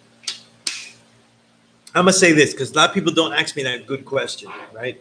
No, it's a good question, right? Let me tell you something. If we're out in the wild, right? Yeah. And we gotta survive by any means necessary, right? Before we talk about food, that also includes that we might have to kill things that might try to kill us, right? Yeah. I never want to kill anyone. But if we're out for survival though, right, I might have to. Right? The same thing like if there's no food and there's only that, I might have to eat that. You know what I'm saying? But as long as I have the choice, then I'm going to eat as healthy as I deem worthy. You know what I'm saying? It'd be the same thing on a lesser level, right? Let's say if somebody has like, I don't eat white rice, right? But let's say we're starving and nobody has anything. I haven't eaten in days and I'm getting sick. I'm going to eat that rice. You know what I'm saying? Yeah. You get what I'm saying? But I'm saying though, if we was out in the wild just fishing, me and you, and we caught a good fish, we stuck in the wild. We don't know how we're gonna get back. Now we just went fishing to go fishing to hopefully catch a good fish. Now that's different. You wouldn't eat the fish. I'll go one step further and really shock you. I wouldn't even kill the fish. I couldn't fish with you. Okay? Wow. Let me tell you something. There's a book. There's a book called let me get the name of it. There's a book called I want to say The Other Side, but that's not the name of it. It's about fish, right? Let me see the name of it. What a Fish Knows, right? It's by Jonathan Bacombe, right? For those listening. He's a scientist, you know, he studies fish, all types of fish, right? You know that fish actually have a mind and they actually think, right? Where? So in that book, they cite sources where they actually have tests where they play music, specifically blues music, and fish will be able to discern which is the blues music. That's bullshit, man. Come on, guy. I'll cite it to you. I'll cite the research. Let's talk reality, man. I'll cite the research to you. Fish don't know what music is. No. They don't know music. They don't know music the way we know it. Yeah, I know, but I'm saying like they can't decipher. Now they don't know. They don't. Now listen. Rap. Do the knowledge though. Do the knowledge. They can't decipher. Now do the knowledge, right? They wouldn't know music the way we know it, but they may know it in a deeper fashion. Here's why, right? Here's what I'm saying. Do you know that fish have sensory systems? They don't feel the way we feel. Okay? Right? We already know that they don't breathe like us, right? They don't have lungs. Yeah. They have gills, right? So they're taking in the water and the water is extracting the oxygen out of the water. It's totally different. Oh, you mean like the water? Right. The water. They swallow water. The water passes through them and they're able to take the oxygen out of the water, right? So that means that some parts of the ocean is very clean because for a fish. Well, obviously the fish wouldn't survive in polluted waters. Right, of course. You know what I mean? But that's also why sea life is also dwindling away because they keep polluting the waters, right? Oh my God. But check this, do the knowledge, right? What does that mean though, that they could discern music? They're not discerning music like the way we hear it. like, oh, I got the lyrics to the Pac song versus the Biggie song. Nah, they're discerning the vibrations. You see, they can hear vibrations extremely well. So it's specific vibrations. Now how do they get caught, Dad? They get caught though because what? Because they're hungry. What do you think is being put on a hook? Oh yeah, the baits.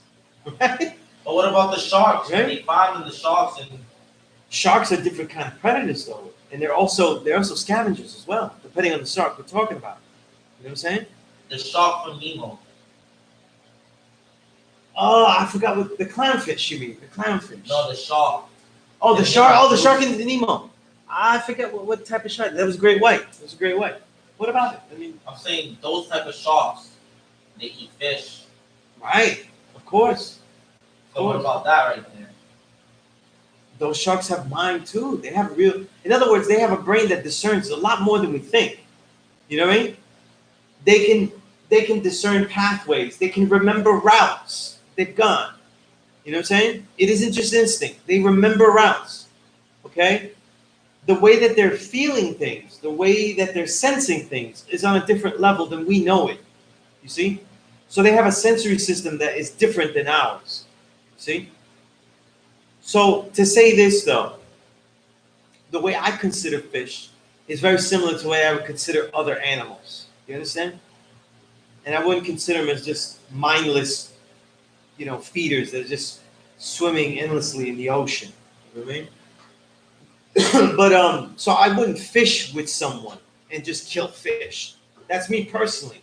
You know what I'm saying? But now, if we're stuck and it's do or die, saying? Yeah. Because you know what? I have more chance of survival eating the fish than being an idiot vegan and trying to eat some kind of berry that could be poison that I have no way of testing. You see it? Yeah. Some guy goes to eat some berries, they could be poisonous though. But if we go in the wild, if you get the fish is not going to be poisonous. If we go in the wild and we get the fish and the berries from the wild, we don't have nothing to worry about. Now I'll eat the berries though if I see some other animal eat it though. It's the only way, because unless you study berries in the wild and like what they look like, yeah, you don't want to be just tasting stuff. You know what I'm saying? Yeah, but I'm saying like we see berries, and of course we know what berries look like. Right. But I'm not saying like if we're open lost. up one berry and we'll see if it's not a poisonous berry or something. And right, but sometimes you will smell it. You may not know unless you taste it. Nah, but we know what real raspberries and blueberries. Right. Like. The berry world gets more diverse. You know what I mean? They get more diverse. You know what I mean? There's all types of berries though. Not all of them are bear the same fruit. You know what I mean? So there's berries out there that look just like a raspberry. I mean, there's all types of berries though. Yeah, I know, but there's no other raspberries. True.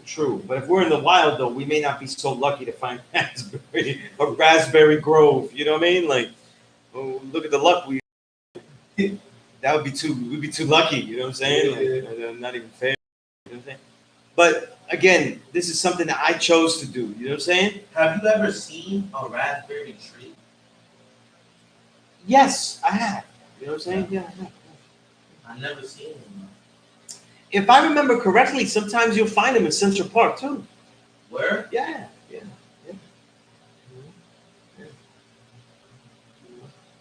And we're from the Caribbean, though. I'm in DR. You'll find all types of stuff. Obviously, mango trees is everywhere, and But the point being, though, is that you start to take notice. See, the first thing you do, you get rid of the pork, and the second thing is everything you do eat. You try to feel exactly. Get your feeling straight. What does it feel like going inside my body? Give it real words. Give it real detail, and compare. Do I have more energy after I ate this dinner the next day or this dinner? You know what I'm saying?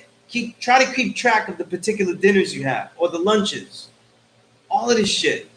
Become more aware of what's in there. You know what I'm saying? That's the first step to having knowledge of self. You know what I'm saying? Because you ain't got to become vegan. But when you get sick and you get other things, you can say, listen, you know what? I'm not feeling so well. You know why? Because I'm in tune with how I feel about my body.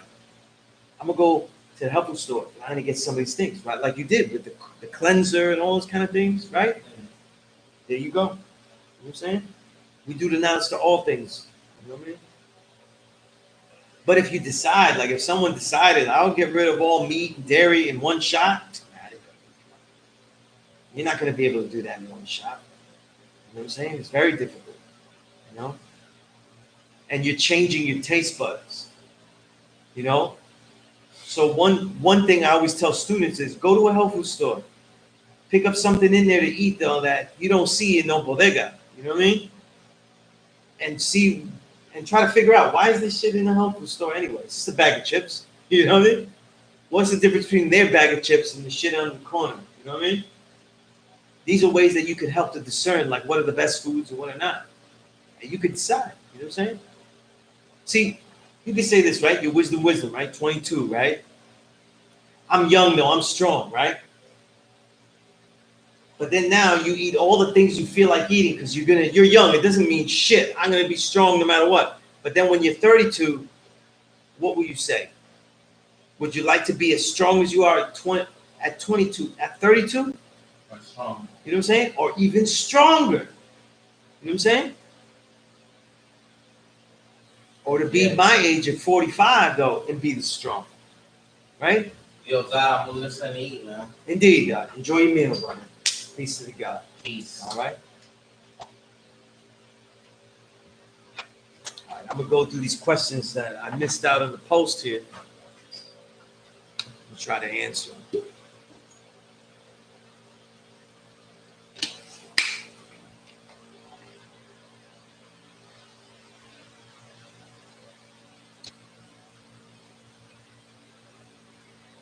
Substance 810, 3-hour builds. I've been doing this since 2000, man.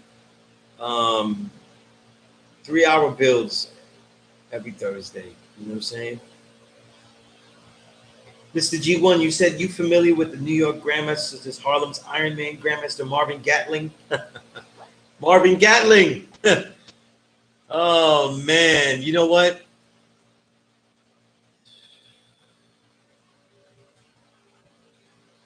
Marvin Gatling. That's a legend right there. Of course I know Marvin Gatling. Grandmaster Khan, I don't know. Grandmaster Sabir, Stephen G. Grandmaster Shem Yuda. Let me tell you about Marvin Gatling. Next week, I'm going to bring the toy. Okay, and I made my own. I'm going to teach you how to make it. I'm going to show it to you next week because I don't have it with me and I'm not home. Marvin Gatling's, when I met Marvin Gatling, it was Savior Knowledge it took me to meet him. He said, God, you're doing the martial arts, you got to meet this guy. Marvin Gatling, I never met someone, one of the few martial artists, though, because I met many, solid as a rock. He was, you know, Ashford and Simpson, solid as a rock, right?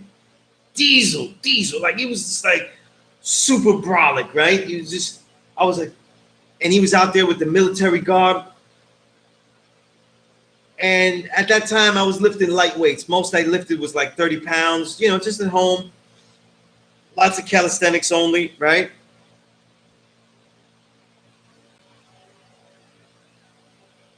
So he says to me, he starts instructing me. I said, I do Kung Fu. And he says, yeah, you do. And he respected what I was doing. And he told all the guys, Wise Ramel, all of us, though, we all know him.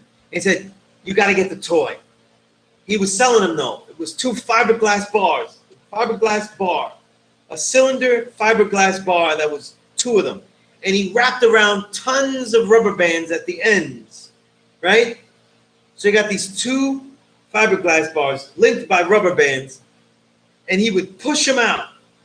And I'm telling you, the amount of rubber bands here that he had on them was obscene. It was obscene. Wrap them out. He said, this is all I do. All I do. This is the only work I do. Take them back. Pull them back, pull them forward, twist them for the forearms. I put down that $10, bought the fiberglass, those 2 fiberglass bars he called the toy, right? And I loved it because you know what? You can carry the toy everywhere you go. You can get a calisthenic workout in, right? Anywhere you go, and you pop out the toy, and now you get resistance band training.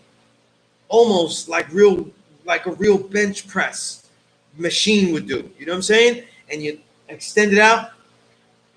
Every time I couldn't keep buying. I was like, damn, I gotta spend $10. I would drop the bars, break them. All you have to do is buy the rubber bands. You get yourself two old jump rope handles that you're not using. They can't be no flimsy plastic stuff. Some really hard plastic, hard jump rope handles that you're not using anymore. Throw away the rope, or if the rope breaks, because ropes break, put them rubber bands around there. You got yourself the toy. I still use that to this day. In my regular training, I do weightlifting, calisthenics, resistance band training, along with all the calisthenics, sprinting, HIIT training.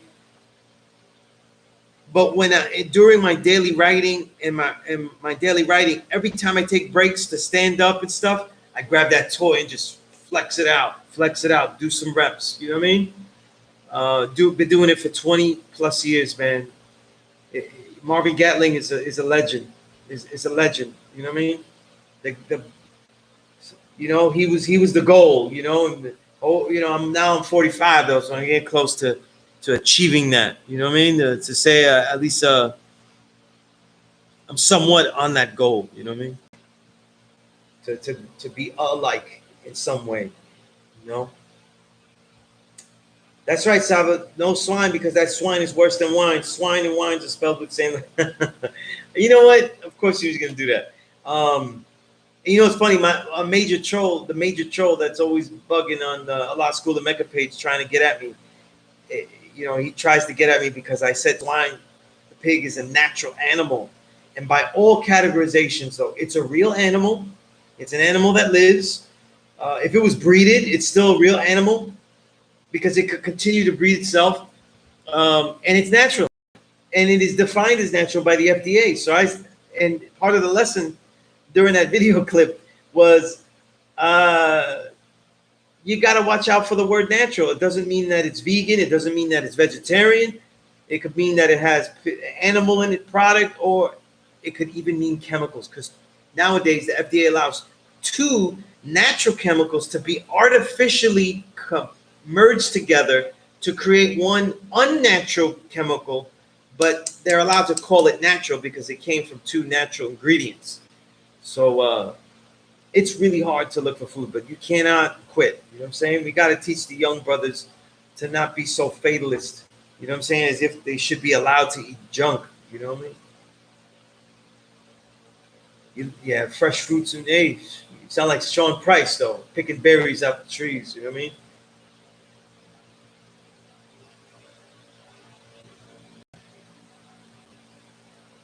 Yeah, wine is good. Wine is said to be useful in small doses.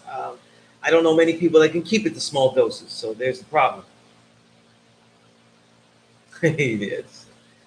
Right? And Saba on Q says he needs 8 glasses. Did I see? Okay, all right. Also, Saba, you said also, I'm not big on biblical science, but if I was walking in the Garden of Eden, I would have been upset that the fruit was eating because it was from my trees.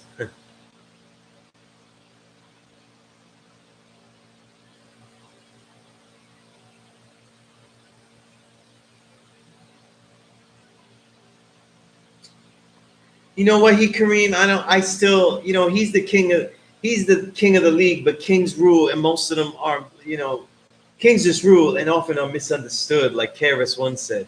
You know what I mean? Because the real innovator, the real revolutionary player, the one that made the NBA exciting in a different way, and the guy that was really winning the chips, that was Steph Curry.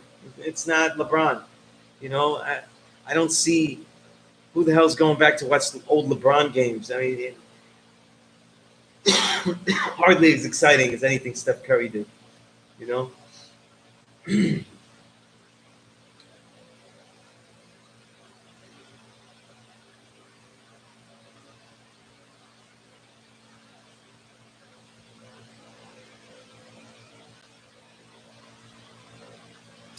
Good points about the fish 793rd. You know what I mean? Again, that book, What a Fish Knows, a great book. It is not pseudoscience. You know what I mean? It is not pseudoscience. You know, it's a collection of very good data and insights. All right, as Saba and talks smack about his soccer abilities. Powerborn, you were on point. That's what I was talking about. The frequencies. You know what I mean?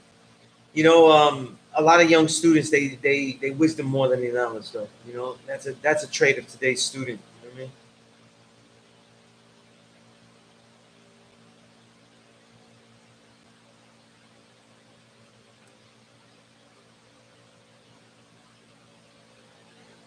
Matty Ice 360, never seen you here.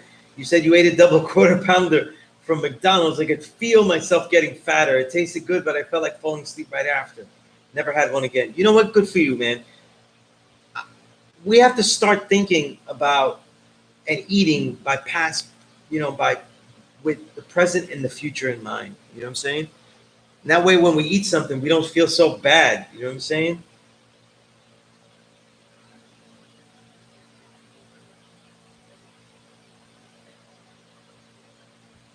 Yeah, you.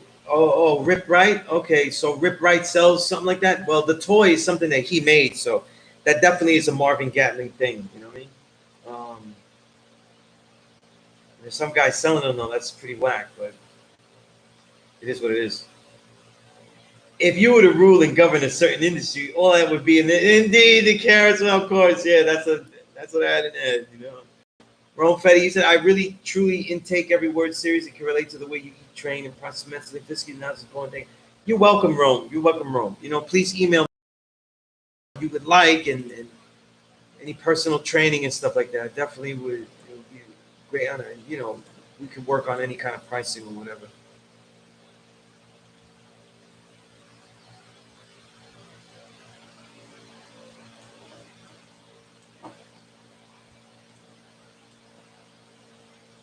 Oof, let me get some water though. I'm a little. How much have I been talking here? It's crazy.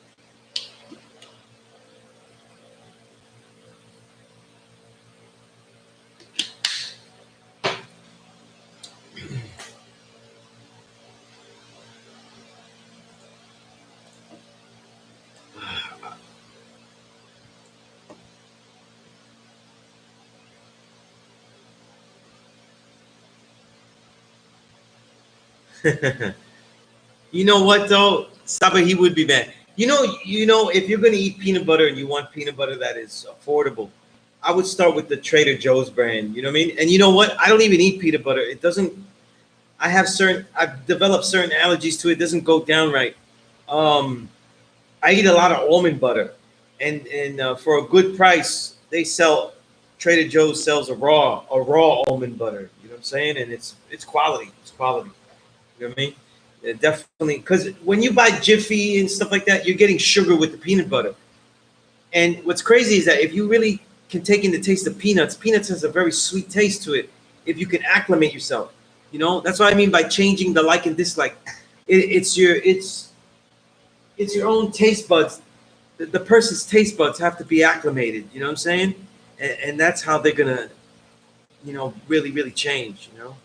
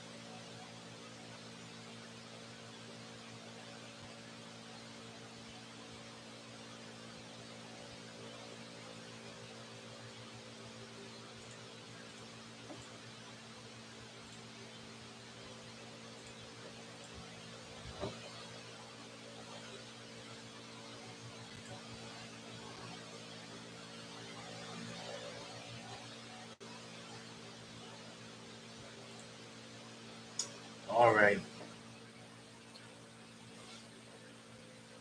Oh, G1, you have the toy. It's a righteous sister on 125th in Mecca that sells the toy under her brand. Got from her and told me about Grandmaster Marvin Gaye. She did demoed the toy with me. Oh man, that's great. That's great. If I'm saying if it goes directly to Marvin Gatlin, that money, then yo, that man deserves that money and much more.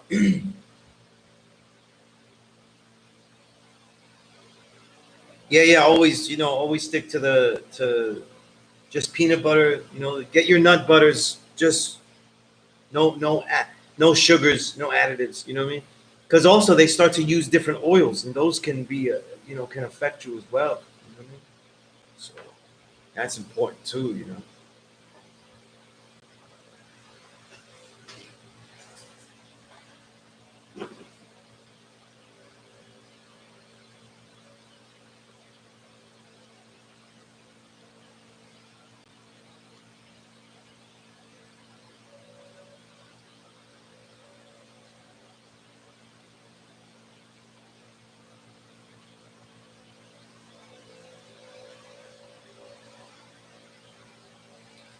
I haven't really read anything bad about palm oil, and sometimes like when I have to get an almond butter, like I've had, I think it's Justin's.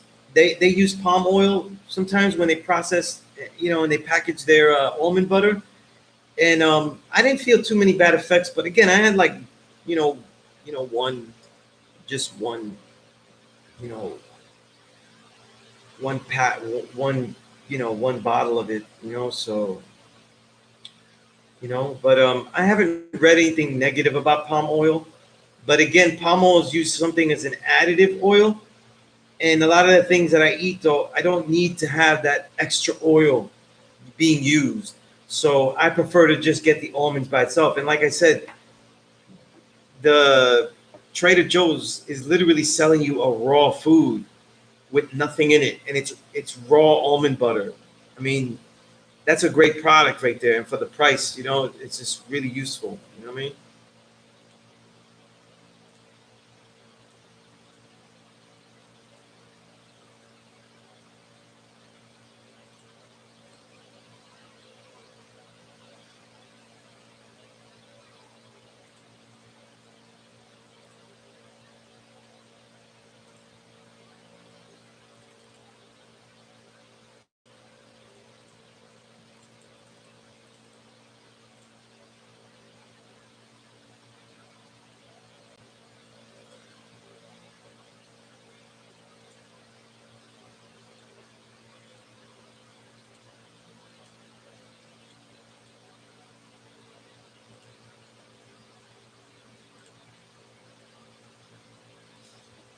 All right, now we got the last hour. If anybody doesn't have any questions, I got a great email from the God, Knowledge Allah.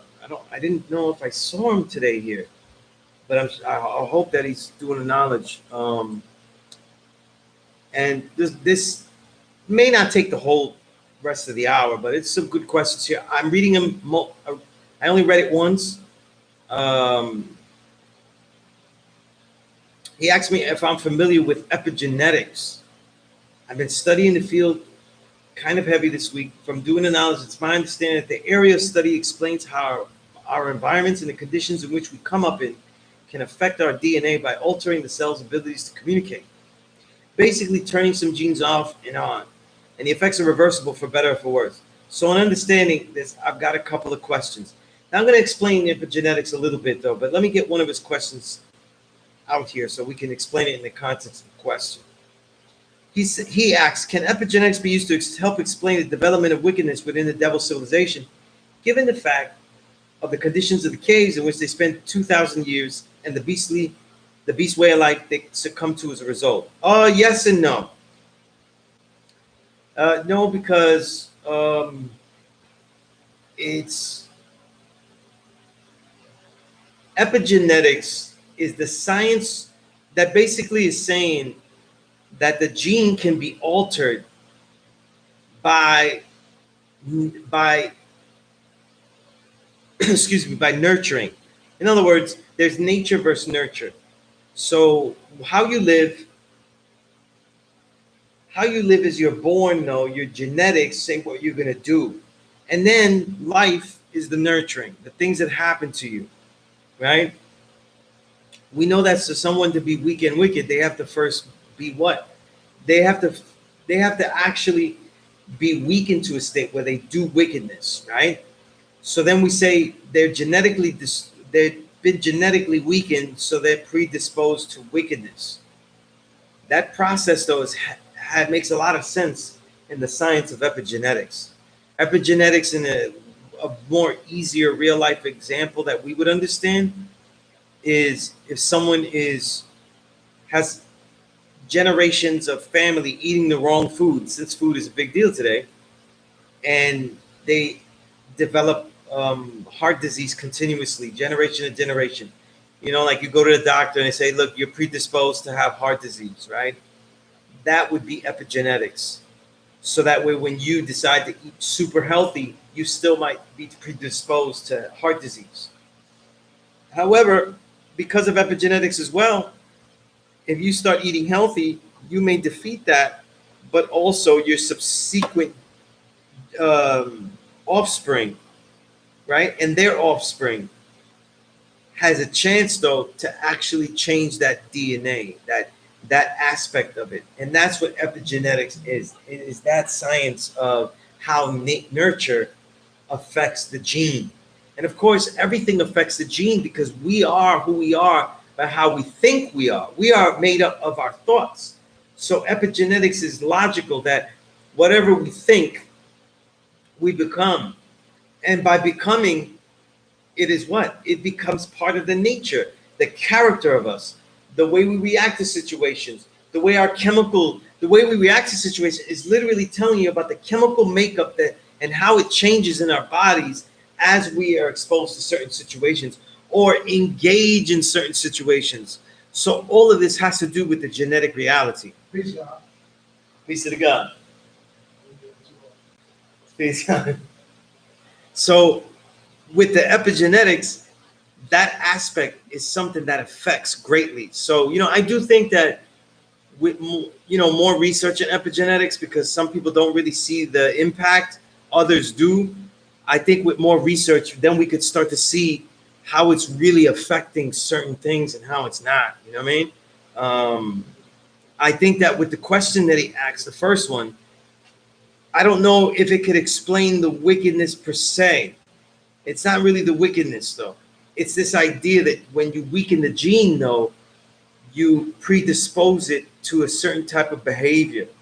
So now the continuation of the wickedness, though, can be continued or added on to. You know what I mean? And it's harder to literally, I don't want to use the word graft out in this case, but actually get rid of it, though. Just like it would be hard for somebody that's predisposed to high blood pressure. He has to eat much healthier than the normal person who doesn't have that in his gene pool. You know what I'm saying? And that's important. You know what I'm saying? That's important. So it definitely has something to say about that. You know what I'm saying?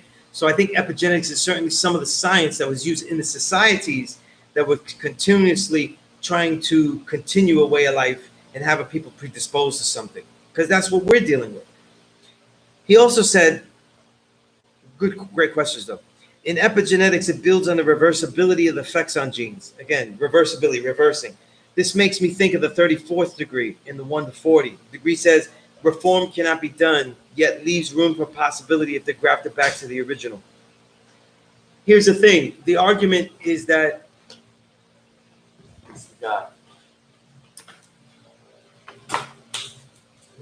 good, yeah, good. All right. So what I think is that in the epigenetics, I think that it has something to do with certain aspects of the genes. And the way I've researched it, it's for a certain amount of years. So we have to look at, are there things that become encoded that cannot be taken out unless extreme grafting would have to take place? You know what I'm saying? So in the degree, it says we wouldn't waste time grafting it back. Grafting the devil is extreme. In this case, if it was like epigenetics, it's extreme epigenetics. So it would have to be extreme. The case would have to be extreme. So how do we do that? How do we do this as extreme as possible? You know what I'm saying? I don't know. That's why we waste no time doing that. When we talk about epigenetics, though, is that the predisposition to the hatred that we've learned toward each other, the victimization that we have about the wrong foods. Indeed, that was the God knowledge eternal. Yeah. He told the God, peace to the God, the chat. Right? Peace. Yeah. Right? Indeed. That's some good questions about epigenetics, man. There's so many books about it. There's so many people differing about it. But I think that there might be a case, though, where like the gene is embedded so heavily that it would take so long to epigenetically change the cell. So we get into cases where it wouldn't be able to be done. Peace. Peace is God. Indeed. He's clean. But so I think that the 34th degree, the logic it gives you is like it still stands. I think the epigenetics is something for us to think about as far as like our own particular, or let's say like this, the 85 aspects of our particular ethnicities, like the things that Puerto Ricans do, you know what I'm saying? The complacency that Puerto Ricans have had and been embedded with, being colonized, you know, the colonization of that has happened to us, you know what I mean? These are things that epigenetics, though, show and prove that we change the mindset and we actively do stuff to nurture in the opposite direction. You know what I mean? Because in this case, it's really about nurture. You know what I mean? Whereas the grafting is different because epigenetics hasn't really been tested. Excuse me. Epigenetics is being logged or learned by how we have specific things we've been denatured to. You know, high blood pressure, things that get negative, but not necessarily the positive. Excuse me. So that's the problem that I think, you know what I'm saying? That's the problem, you know? And so I still don't think that just because we know about the science, it kind of just articulates the degree. It doesn't necessarily give a clue that, you know, oh, now we could just graft them back. It's epigenetics. Because the time stamp would still be similar, you know? It doesn't change the time stamp, you know what I'm saying? If we had 600 years and maybe even more to graft back epigenetically, we could do that. You know what I'm saying? And that's why we don't. We focus on the individual that says, listen, I'm going to change the reality around me, my food, my diet, the way I'm treating people. And this is going to change the character and the personality, my own genetics. You know, and it's going to take work, but we work on it for the individual, not for a whole. Because remember, the 34th degree is for a whole populace, though, and that is just like that work. It's unnecessary.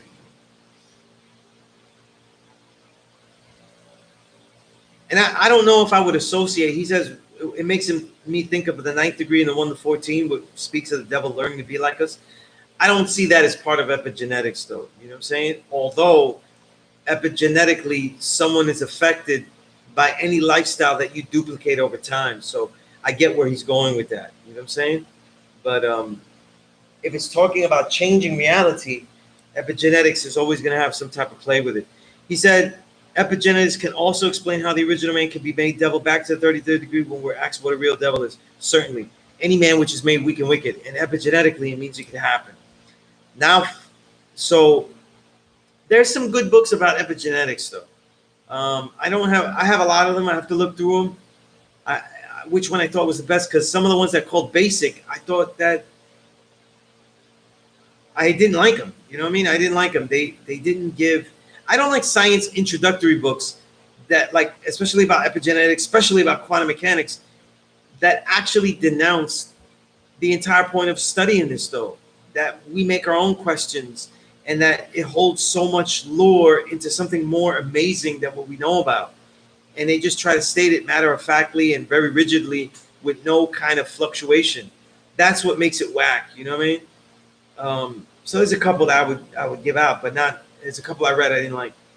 And then the God has the last question, not dealing with epigenetics. He says, does the lack of concentrated economic development of a nation means its demise over time? Yes and no. We could say that as us, the nation of God's nurse, we have a lot of economic trouble, but our foundation isn't the typical nation, meaning a sequestered land, though, that we are blood sucking other pieces of land, though, while we have sequestered a piece of land or secure a piece of land and engage a certain populace to make sure that we continue to produce a certain gross national product. We don't have any of those concerns. No matter what anybody says, we don't have any of those concerns. Our concern of nation is that we are what? A group, an entire or ever more organized society of men, women, and children that deal with one common cause of upholding and sharing the truth of our birthright and living out that culture that comes accordingly with it. And that is that we are the true and living gods and earths, and that there is no mystery God, and everyone must learn that there was no mystery God, and that they are, to the best of their ability, a controller of their own reality, and that they can only work to be that to the best of their ability, even if they are not the sole controller, right? Even if they don't have all of the facets to father, they still must realize that there's not a greater asset to follow. You know what I mean? Yeah. But and he also asks, if not complete dissolution, then a weakening of power and influence. Yeah, all nations. Again, if a nation doesn't have an economic structure, but I don't think that we are at that point yet where um, we would say, oh, we don't have that. It's an absolute demise. No, I wouldn't say that.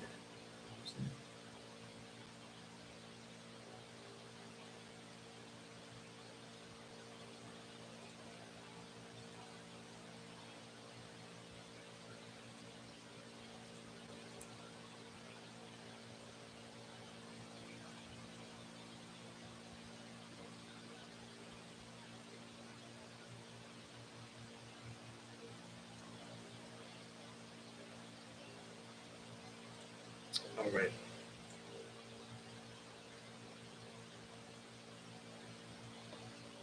Oh man. Okay, let's see.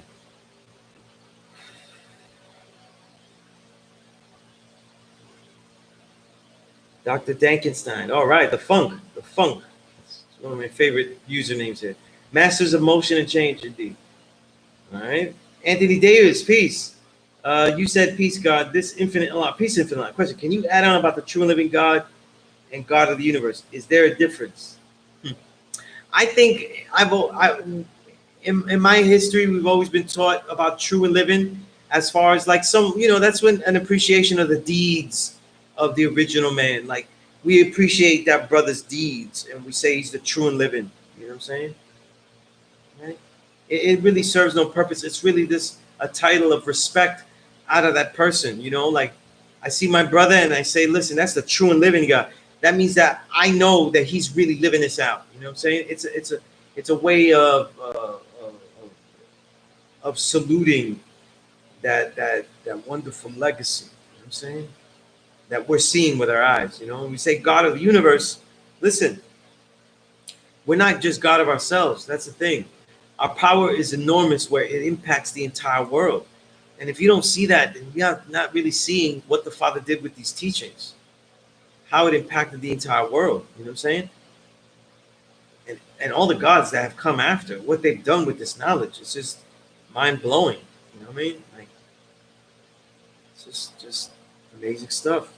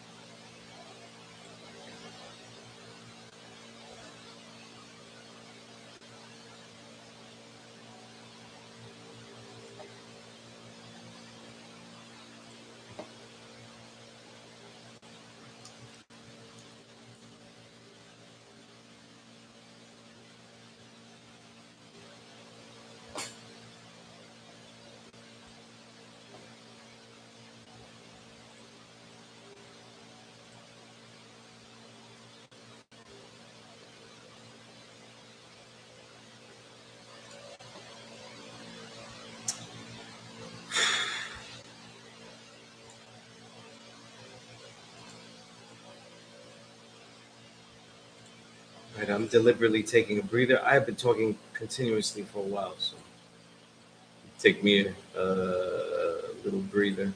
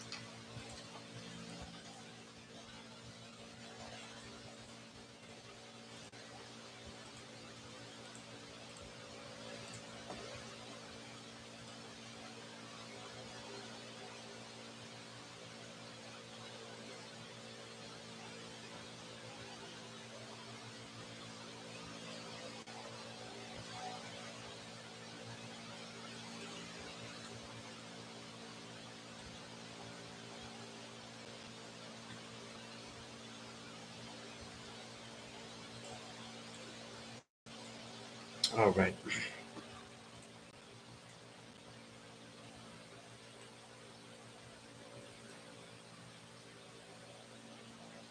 You're good. I know that. I know that Power Born isn't talking to me about the king. I don't know what you're talking about. The king.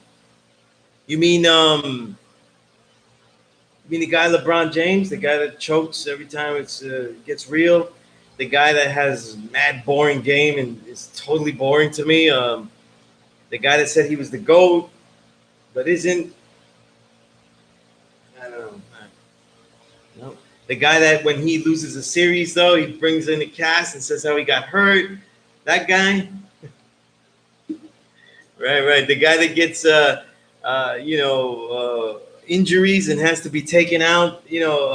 Mock injuries. The guy who flops and crawls and rolls all over the floor and does a whole acting routine. That guy.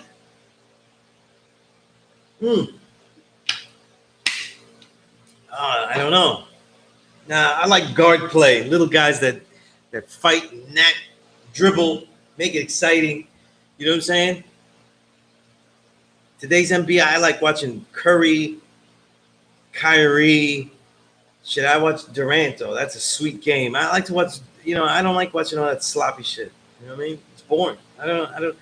You know, LeBron's game has always been boring to me. Always. And then all that choke shit.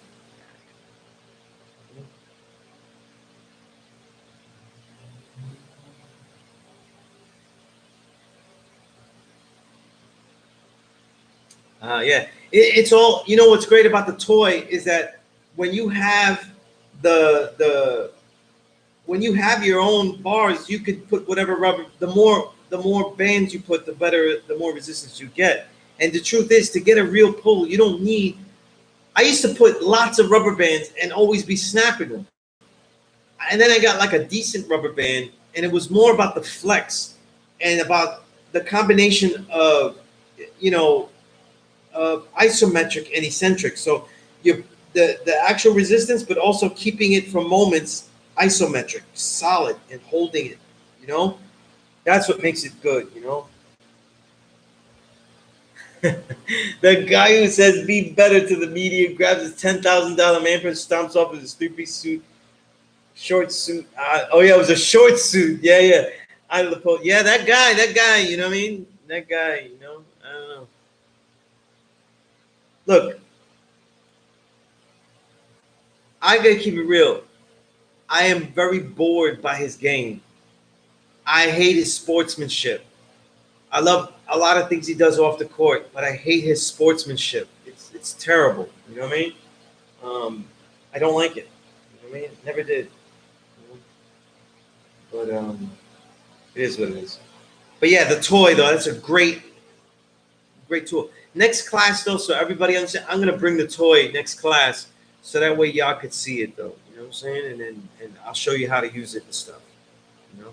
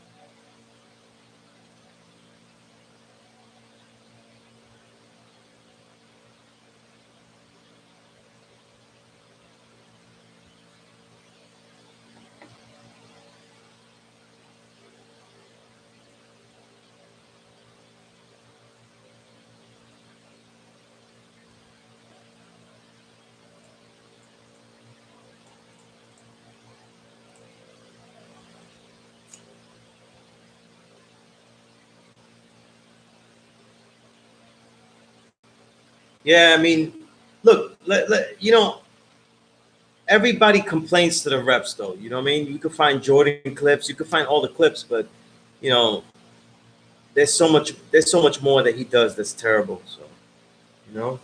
And I honestly, for all the talent he has, I think he's a choker. That's just the way it is. And for me personally, as far as the type of player I like guard play. I like smooth play. You know, if they gotta have some real post moves they have to have a beauty to the game, like Akeem Olajuwon. You know what I'm saying? David Robinson used to have a really nice moves, man. Um, Patrick Ewing. You know what I'm saying? Um, Power forwards with like real moves. You know, like Barkley. You know, I used to love Barkley. But forwards, you know, Durant. I mean, come on, Durant. You know, for all his weak stuff off the court, he's got a lot of. You know, that's a gamer. You know, but for all the talent though, he's not really a gamer like that. You know, he's just collecting stats. I mean, we say that. I mean, hey, Kareem, who are you talking about? Are you talking about Stephen Curry, right? Who are you talking about, hey, Kareem? Because Stephen Curry is the same thing. You know what I'm saying? You know, so he's. You know what? We're giving credit for something that is not a big deal. You know, we they have maligned our black superstars, so athletes so much that if a guy isn't a piece of shit or he doesn't get shitted on in the media, then we're all like, oh, he's a great guy. You know what I mean? But I'll take Kobe LeBron any day though. I'll take Kobe the year that he was going through that trouble. You know what I mean? You know, when he was doing trouble with that whole issues. You know what I mean, with the law. Right? So I just can't. Again, I'm a little guy though. You know what I mean? I got into the NBA watching Isaiah, and then marveling at Jordan. You know. Also, too, the beauty of the game. I think Larry Bird has a much more beautiful game than LeBron. No way around it though. You guys couldn't even name a signature move though. And if you name that fadeaway, that step back, whatever thing that LeBron does, that is not even a signature move though.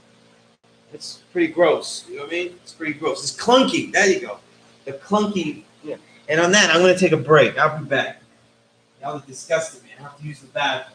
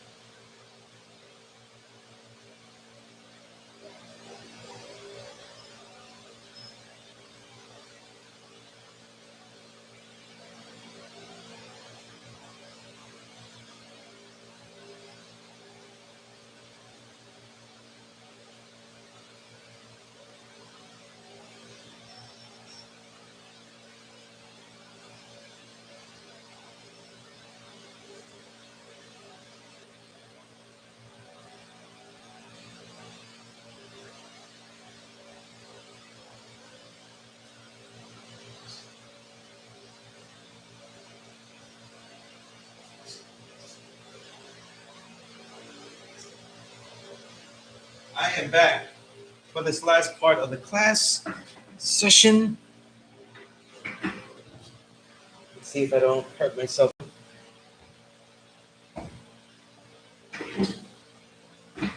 This chair has one wheel missing, so you can easily take me on a trip, you know. But let's see what we have here, you know. A lot of today is a very useful class. A lot of stuff I've been saying that we've gotten into in just a short amount of time. You know what I mean? So that's good. You know?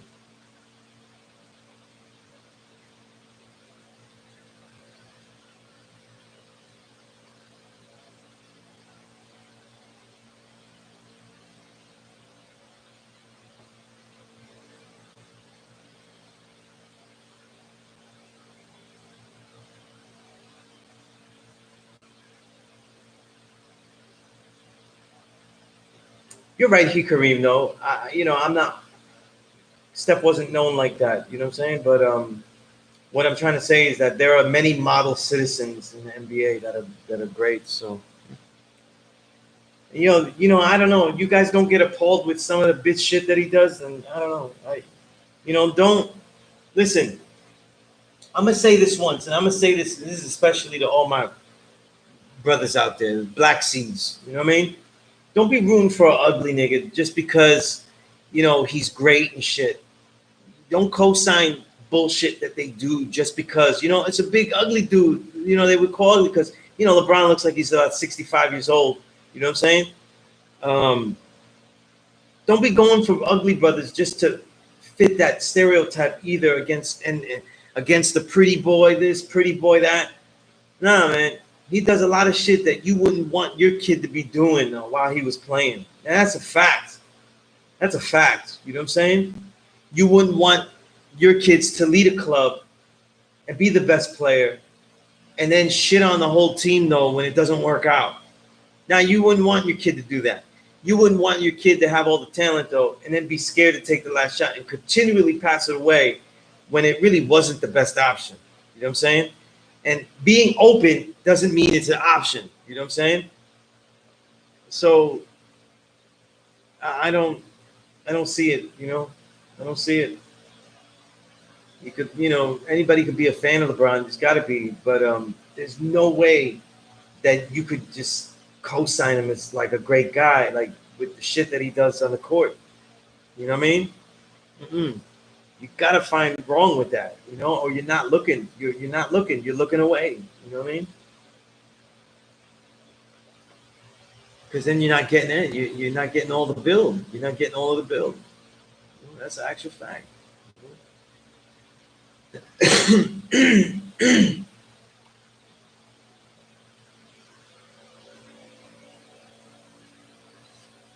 You know what, 793? It is a beauty contest in a lot of respects. You know what I'm saying? It is.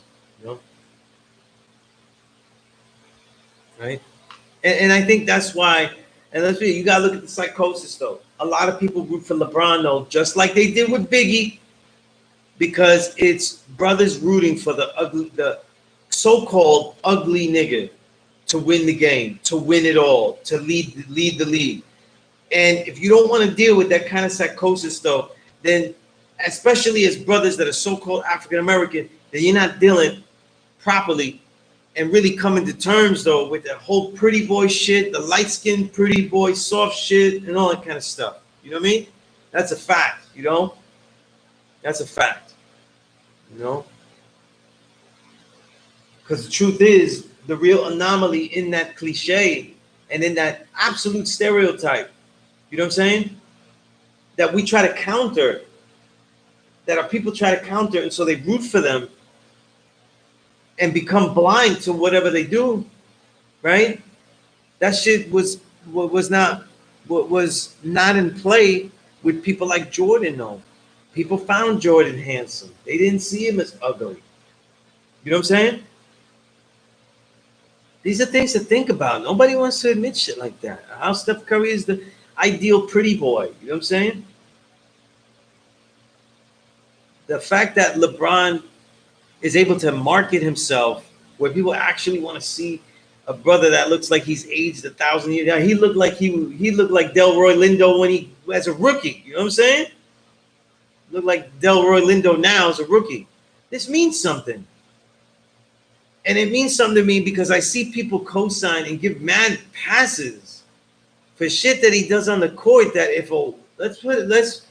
Larry Bird did the shit that LeBron did on the court, you wouldn't be a fan. And I don't mean you, Kareem. I don't mean anybody. I mean people in general. They wouldn't be fans. They would be the first to say, "Man, that white boy gets privilege," or whatever like that. Oh, he's really gonna do that. You know what I'm saying? But that's not what Bird did. Bird had the best players. In the teams that Bird had, it would make more sense for him to pass it to Parrish, pass it to Dennis Johnson, pass it to the great Kevin McHale at the end of the game every single time. You know what I'm saying? Every single time. Those are four Hall of Famers. He would have been allowed to pass it every single time. But when they needed that shot, though, he knew he was the one that could make it. And more than that, he was the one that was going to take it. You know what I mean? He made that decision, and people start to forget, like, oh, there's the best player, and then there's the best scorer. No. Basketball is about scoring a basket. Everything else is secondary. No matter what anybody says, everything is secondary. So when we're talking about the greatest players, though, it's at the very end, all the accolades have to be there. But at the very end, though, who can actually score it and will win it, though, by any means, in every single type of way, and could do it. That's it. It's also even why the center can get thrown out of the conversation, because they have to be thrown the ball. They can't create a shot. Like, you know what I mean?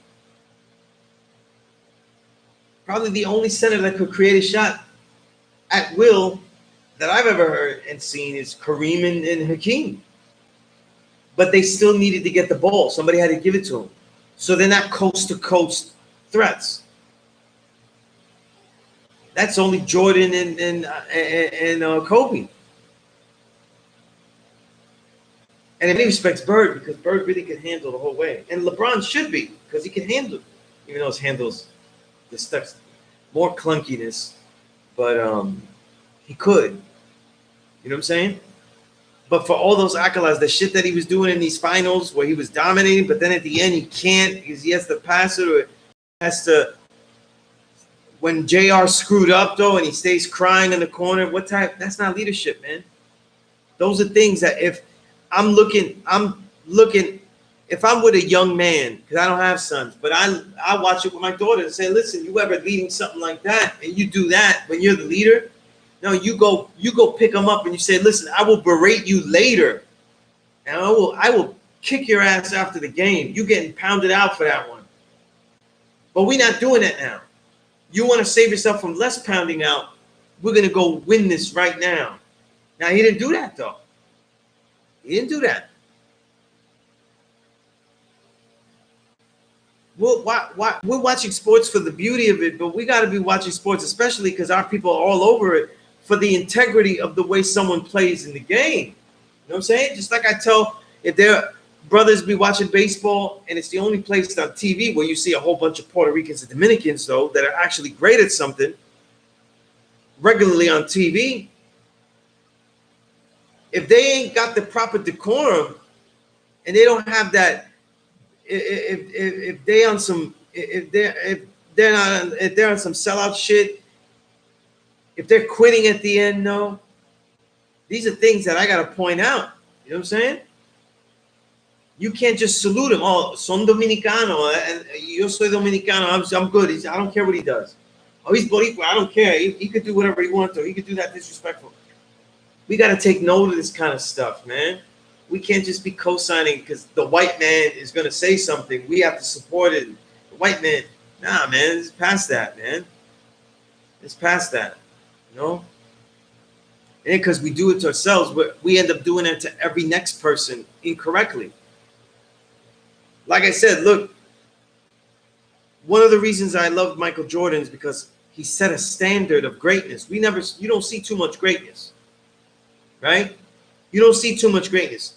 Greatness is not massive fails at the highest level. No matter what, you can make any excuse you want for him losing. Greatness would be, what if a guy didn't lose and was the top player every single time and dominated every single time? Then that would be greatness, right? So when do we see greatness? When do we get to see that? You know what I'm saying?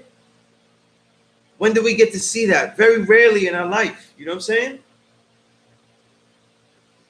You say I'm a Mets fan. Say you saw it with the 90s Yankees though, but you didn't though. They were cheating the whole way. They were cheating the whole way. Most of the best players were cheating the whole way. You did not see greatness there. You saw a lot of accepted excellence, but you didn't see greatness though. You know what I mean? It's very rare to see greatness and you appreciate it though. It's instead of saying like, oh, well, that happened, so GOAT could be anybody else though if they do this, that, and the other, and make up new things and new statistics, but you didn't see greatness. And you know he couldn't do that. That's what I'm saying though. When we set standards though, they ought to be. The Father was greatness. He set up a whole nation that spread through the whole world. The whole world. This school here is known throughout the whole world. I get to teach at a school that's known through the whole world because he just taught with love and understanding everyone that he could personally talk to. And now the whole world knows this though. In the whole world, there's nobody, no organization, nobody, no group of people that says man is God, let alone identifying that man to be the black man. The original man, the black, brown, and yellow seed. Nobody. Nobody in the whole world did that. And so what do we say? Because we achieved some really nice things and reneged on a lot of the principles and you didn't do it quite like him, da-da-da. So now we achieve greatness? No, that's the standard. That is the standard.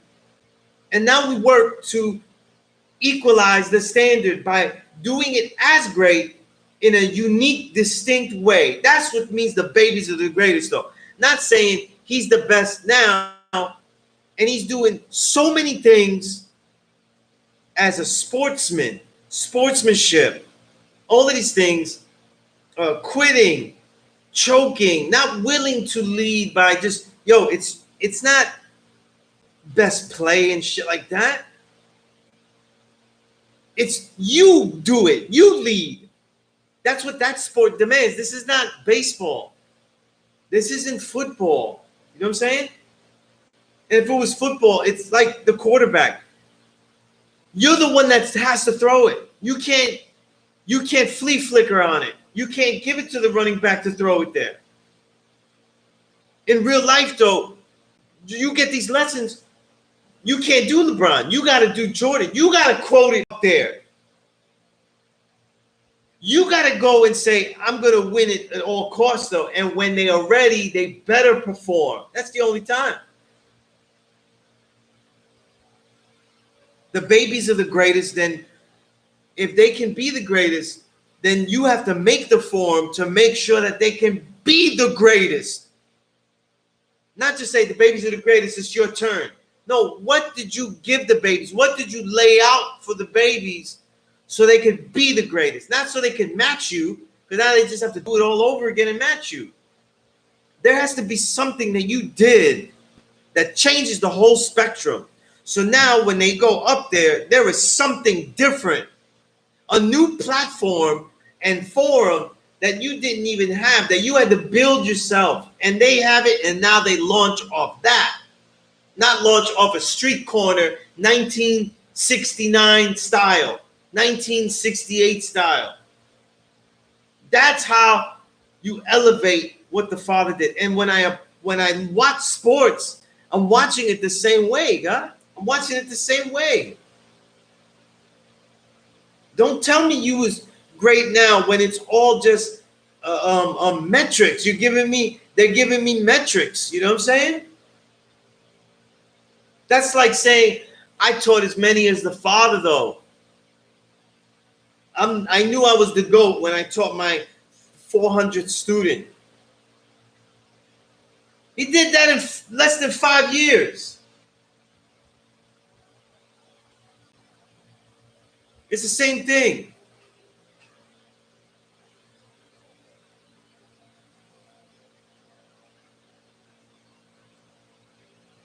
Watch everything with that lens, though. You know what I'm saying? Watch everything with that lens. You know, demand it not out of him. You complain on Twitter. What are you gonna do? Complain on Twitter?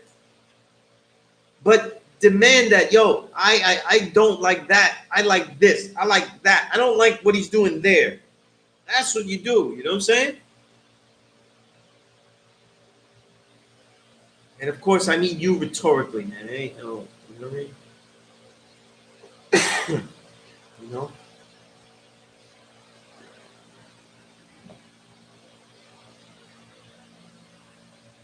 You guys ever read it? And I'll give it to anybody that wants it. Anyone, that's like all the books I have. You ever read Mamba Mentality? You know what I mean? It should be really required. It's like required with me. You know what I mean? Because you could get everything that's in that book from watching his interviews and stuff. You know?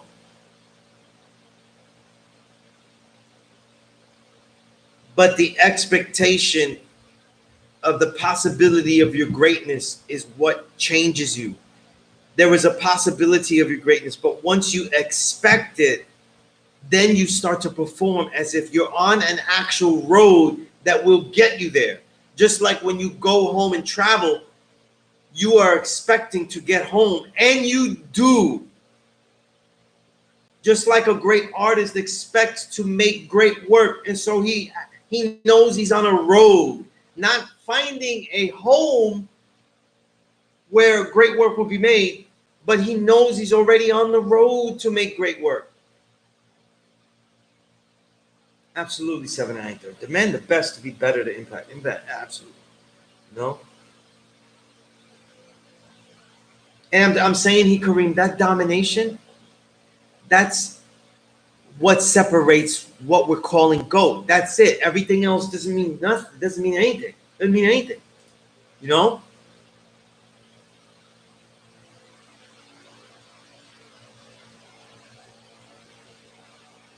Here we go in that whole LeBron debate. It's a justification for the distinct times at end of games where, and select moments that could change the tide of a game, that they needed to shoot, that a team needs to fail, and they're successful, but there's a big difference. You know what I'm saying? There's a big difference, and LeBron is the best lesson. There's a big difference between the whole road and some of the road. You know? And if you guys are counting that bubble chip, y'all bugging. You know what I mean?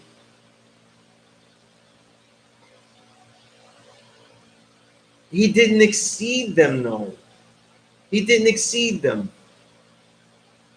You know what I'm saying? That's a narrative. You know what? That whole thing about came into the league with Mount Rushmore expectations, that's all a narrative. You know what I'm saying? That's a Shannon Sharp narrative you're giving me, Powerborn. You know? I know, Powerborn, you're not trying to make that LeBron is the damn GOAT. You know what I mean? Everybody won on his watch, though. He couldn't even dominate over people. He couldn't even make losers out of people. There's a whole Hall of Fame class throughout the 90s, whole Hall of Fame class that got no chips because of Jordan. It's not the same. And if you're not looking for that difference and see that's what greatness is, that's what excellence really is, then you're not seeing a difference. You know what I mean? That's just good play. That's just good stats. It's great. You know what I mean? Yay. You know what I'm saying? But a lot of that is just adding stats. You know what I mean? Getting there. But it's a big difference, man. Big difference. And none of that talks about his sportsmanship. Everybody talks about him being good. They talk about off the court, what he did here, what he did there. But you're not talking about how he's crying, about injuries. rolling over like a puppy, acting like he got hurt countless times, blaming injuries, blaming other teammates, insinuating things. That shit disgusts me, man.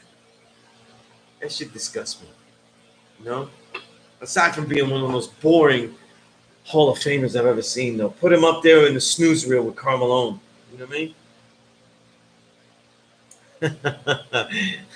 Yeah. No, you don't. You're gonna be La Power born, right? Don't be La Power. Don't be La Power born. You know what I mean? Right?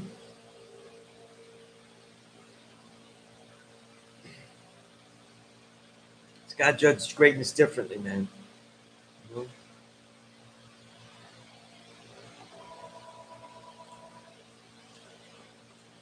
You know what's a good comparison if you like baseball? It's like saying Hank Aaron is better than Willie Mays. You know what I mean? It's not. You know what I mean? It's not. That ain't what you win. That ain't winning, though. Powerboy, that ain't winning. Going to the finals 70% of your career is not winning. You know what I mean? That's not winning. You know what I'm saying? Right? That means that you went there. You know what I'm saying?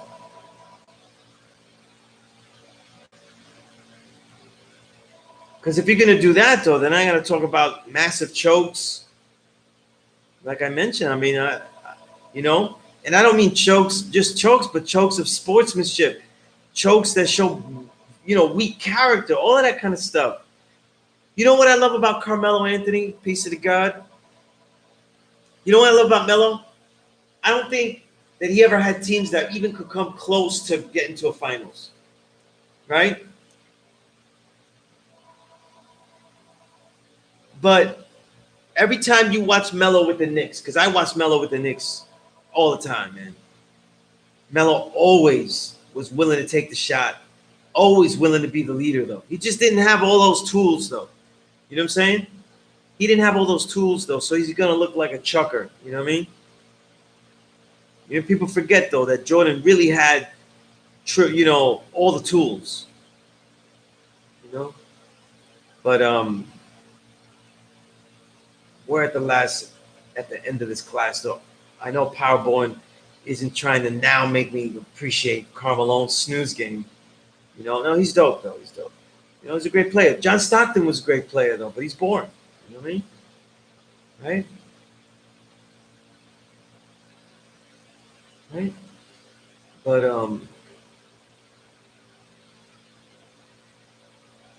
y'all should write essays about that. You know what I'm saying? Tell me what greatness is, you know?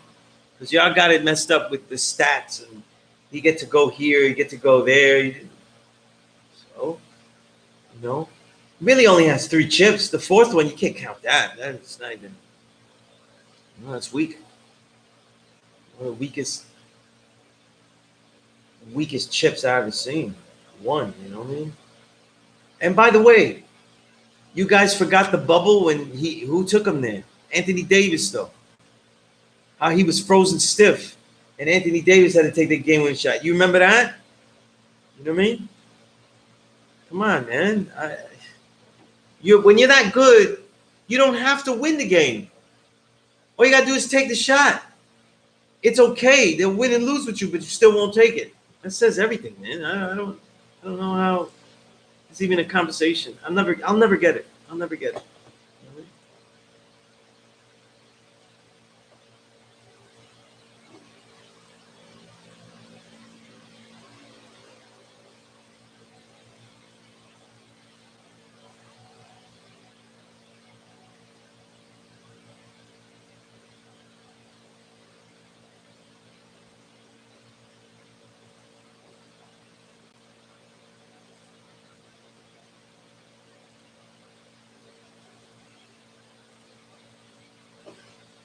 But we just have a couple of minutes left, so I'm going to get ready to let y'all brothers go in a little bit.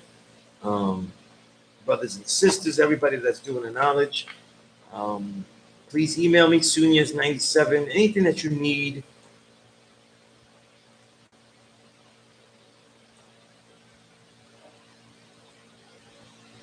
Let me write that email.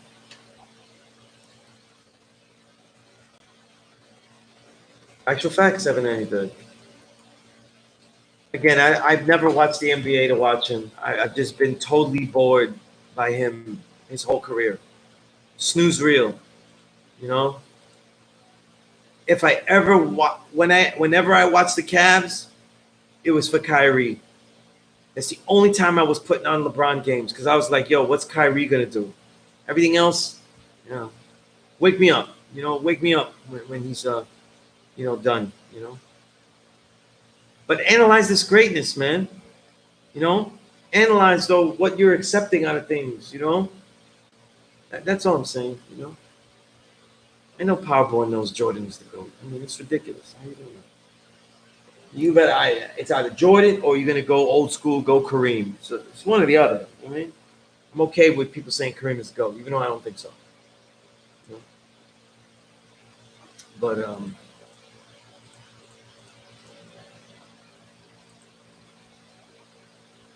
all right, so I'm gonna let you go a little bit before 10, unless anybody has a question. You know what I'm saying? That way I could close up the school. Get out here on time, though. I don't know if it's that Elsa is supposed to pass, but I think I'll be good. Maybe not. All right, but I got an umbrella.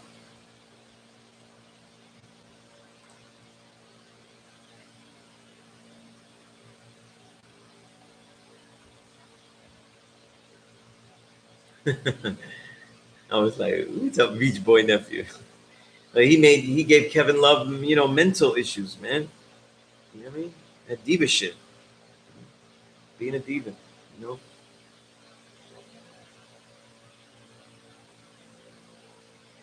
Like I said, Powerborn, you need a shot at the end of the game. You're not taking LeBron. You know what I'm saying? And I only care about the end of the game because if we're making fancy super Hall of Fame teams, I don't need a player, I don't need a player like LeBron anyway. But there's no way that as a watcher to watch basketball, there's no way I would take LeBron over Bird. Bird was a gamer. Bird was a gamer. He could do more. You know what I mean? I like the way Bird passed better. It was more fun to watch. You know what I'm saying? He had more post moves. He had actual post moves. You know what I mean?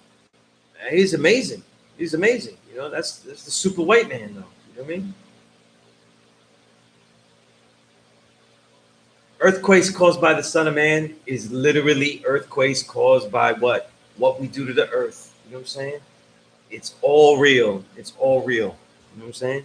It's all real. Right?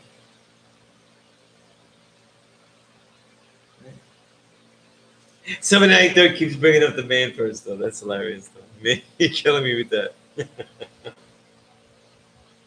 Man. Yo, man. To everybody that was new here, if you're new, you didn't talk to me or anything like that, please email me anything that you want to know. You know what I'm saying? And if you were sparked to come to the class, check it out, at least online.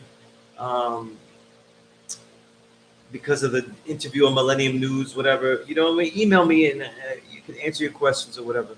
But definitely thank y'all for listening and doing the knowledge and asking these questions. It's always such an honor to build here. You know what I mean? So with that said, I'm gonna let y'all go. If you guys want to write stuff for 5% Media, the door's always open for a build. So definitely let me know. And, as I let y'all go, I'm gonna go see if the Suns win, right? Because I told you I go for the guards, right? Guard play,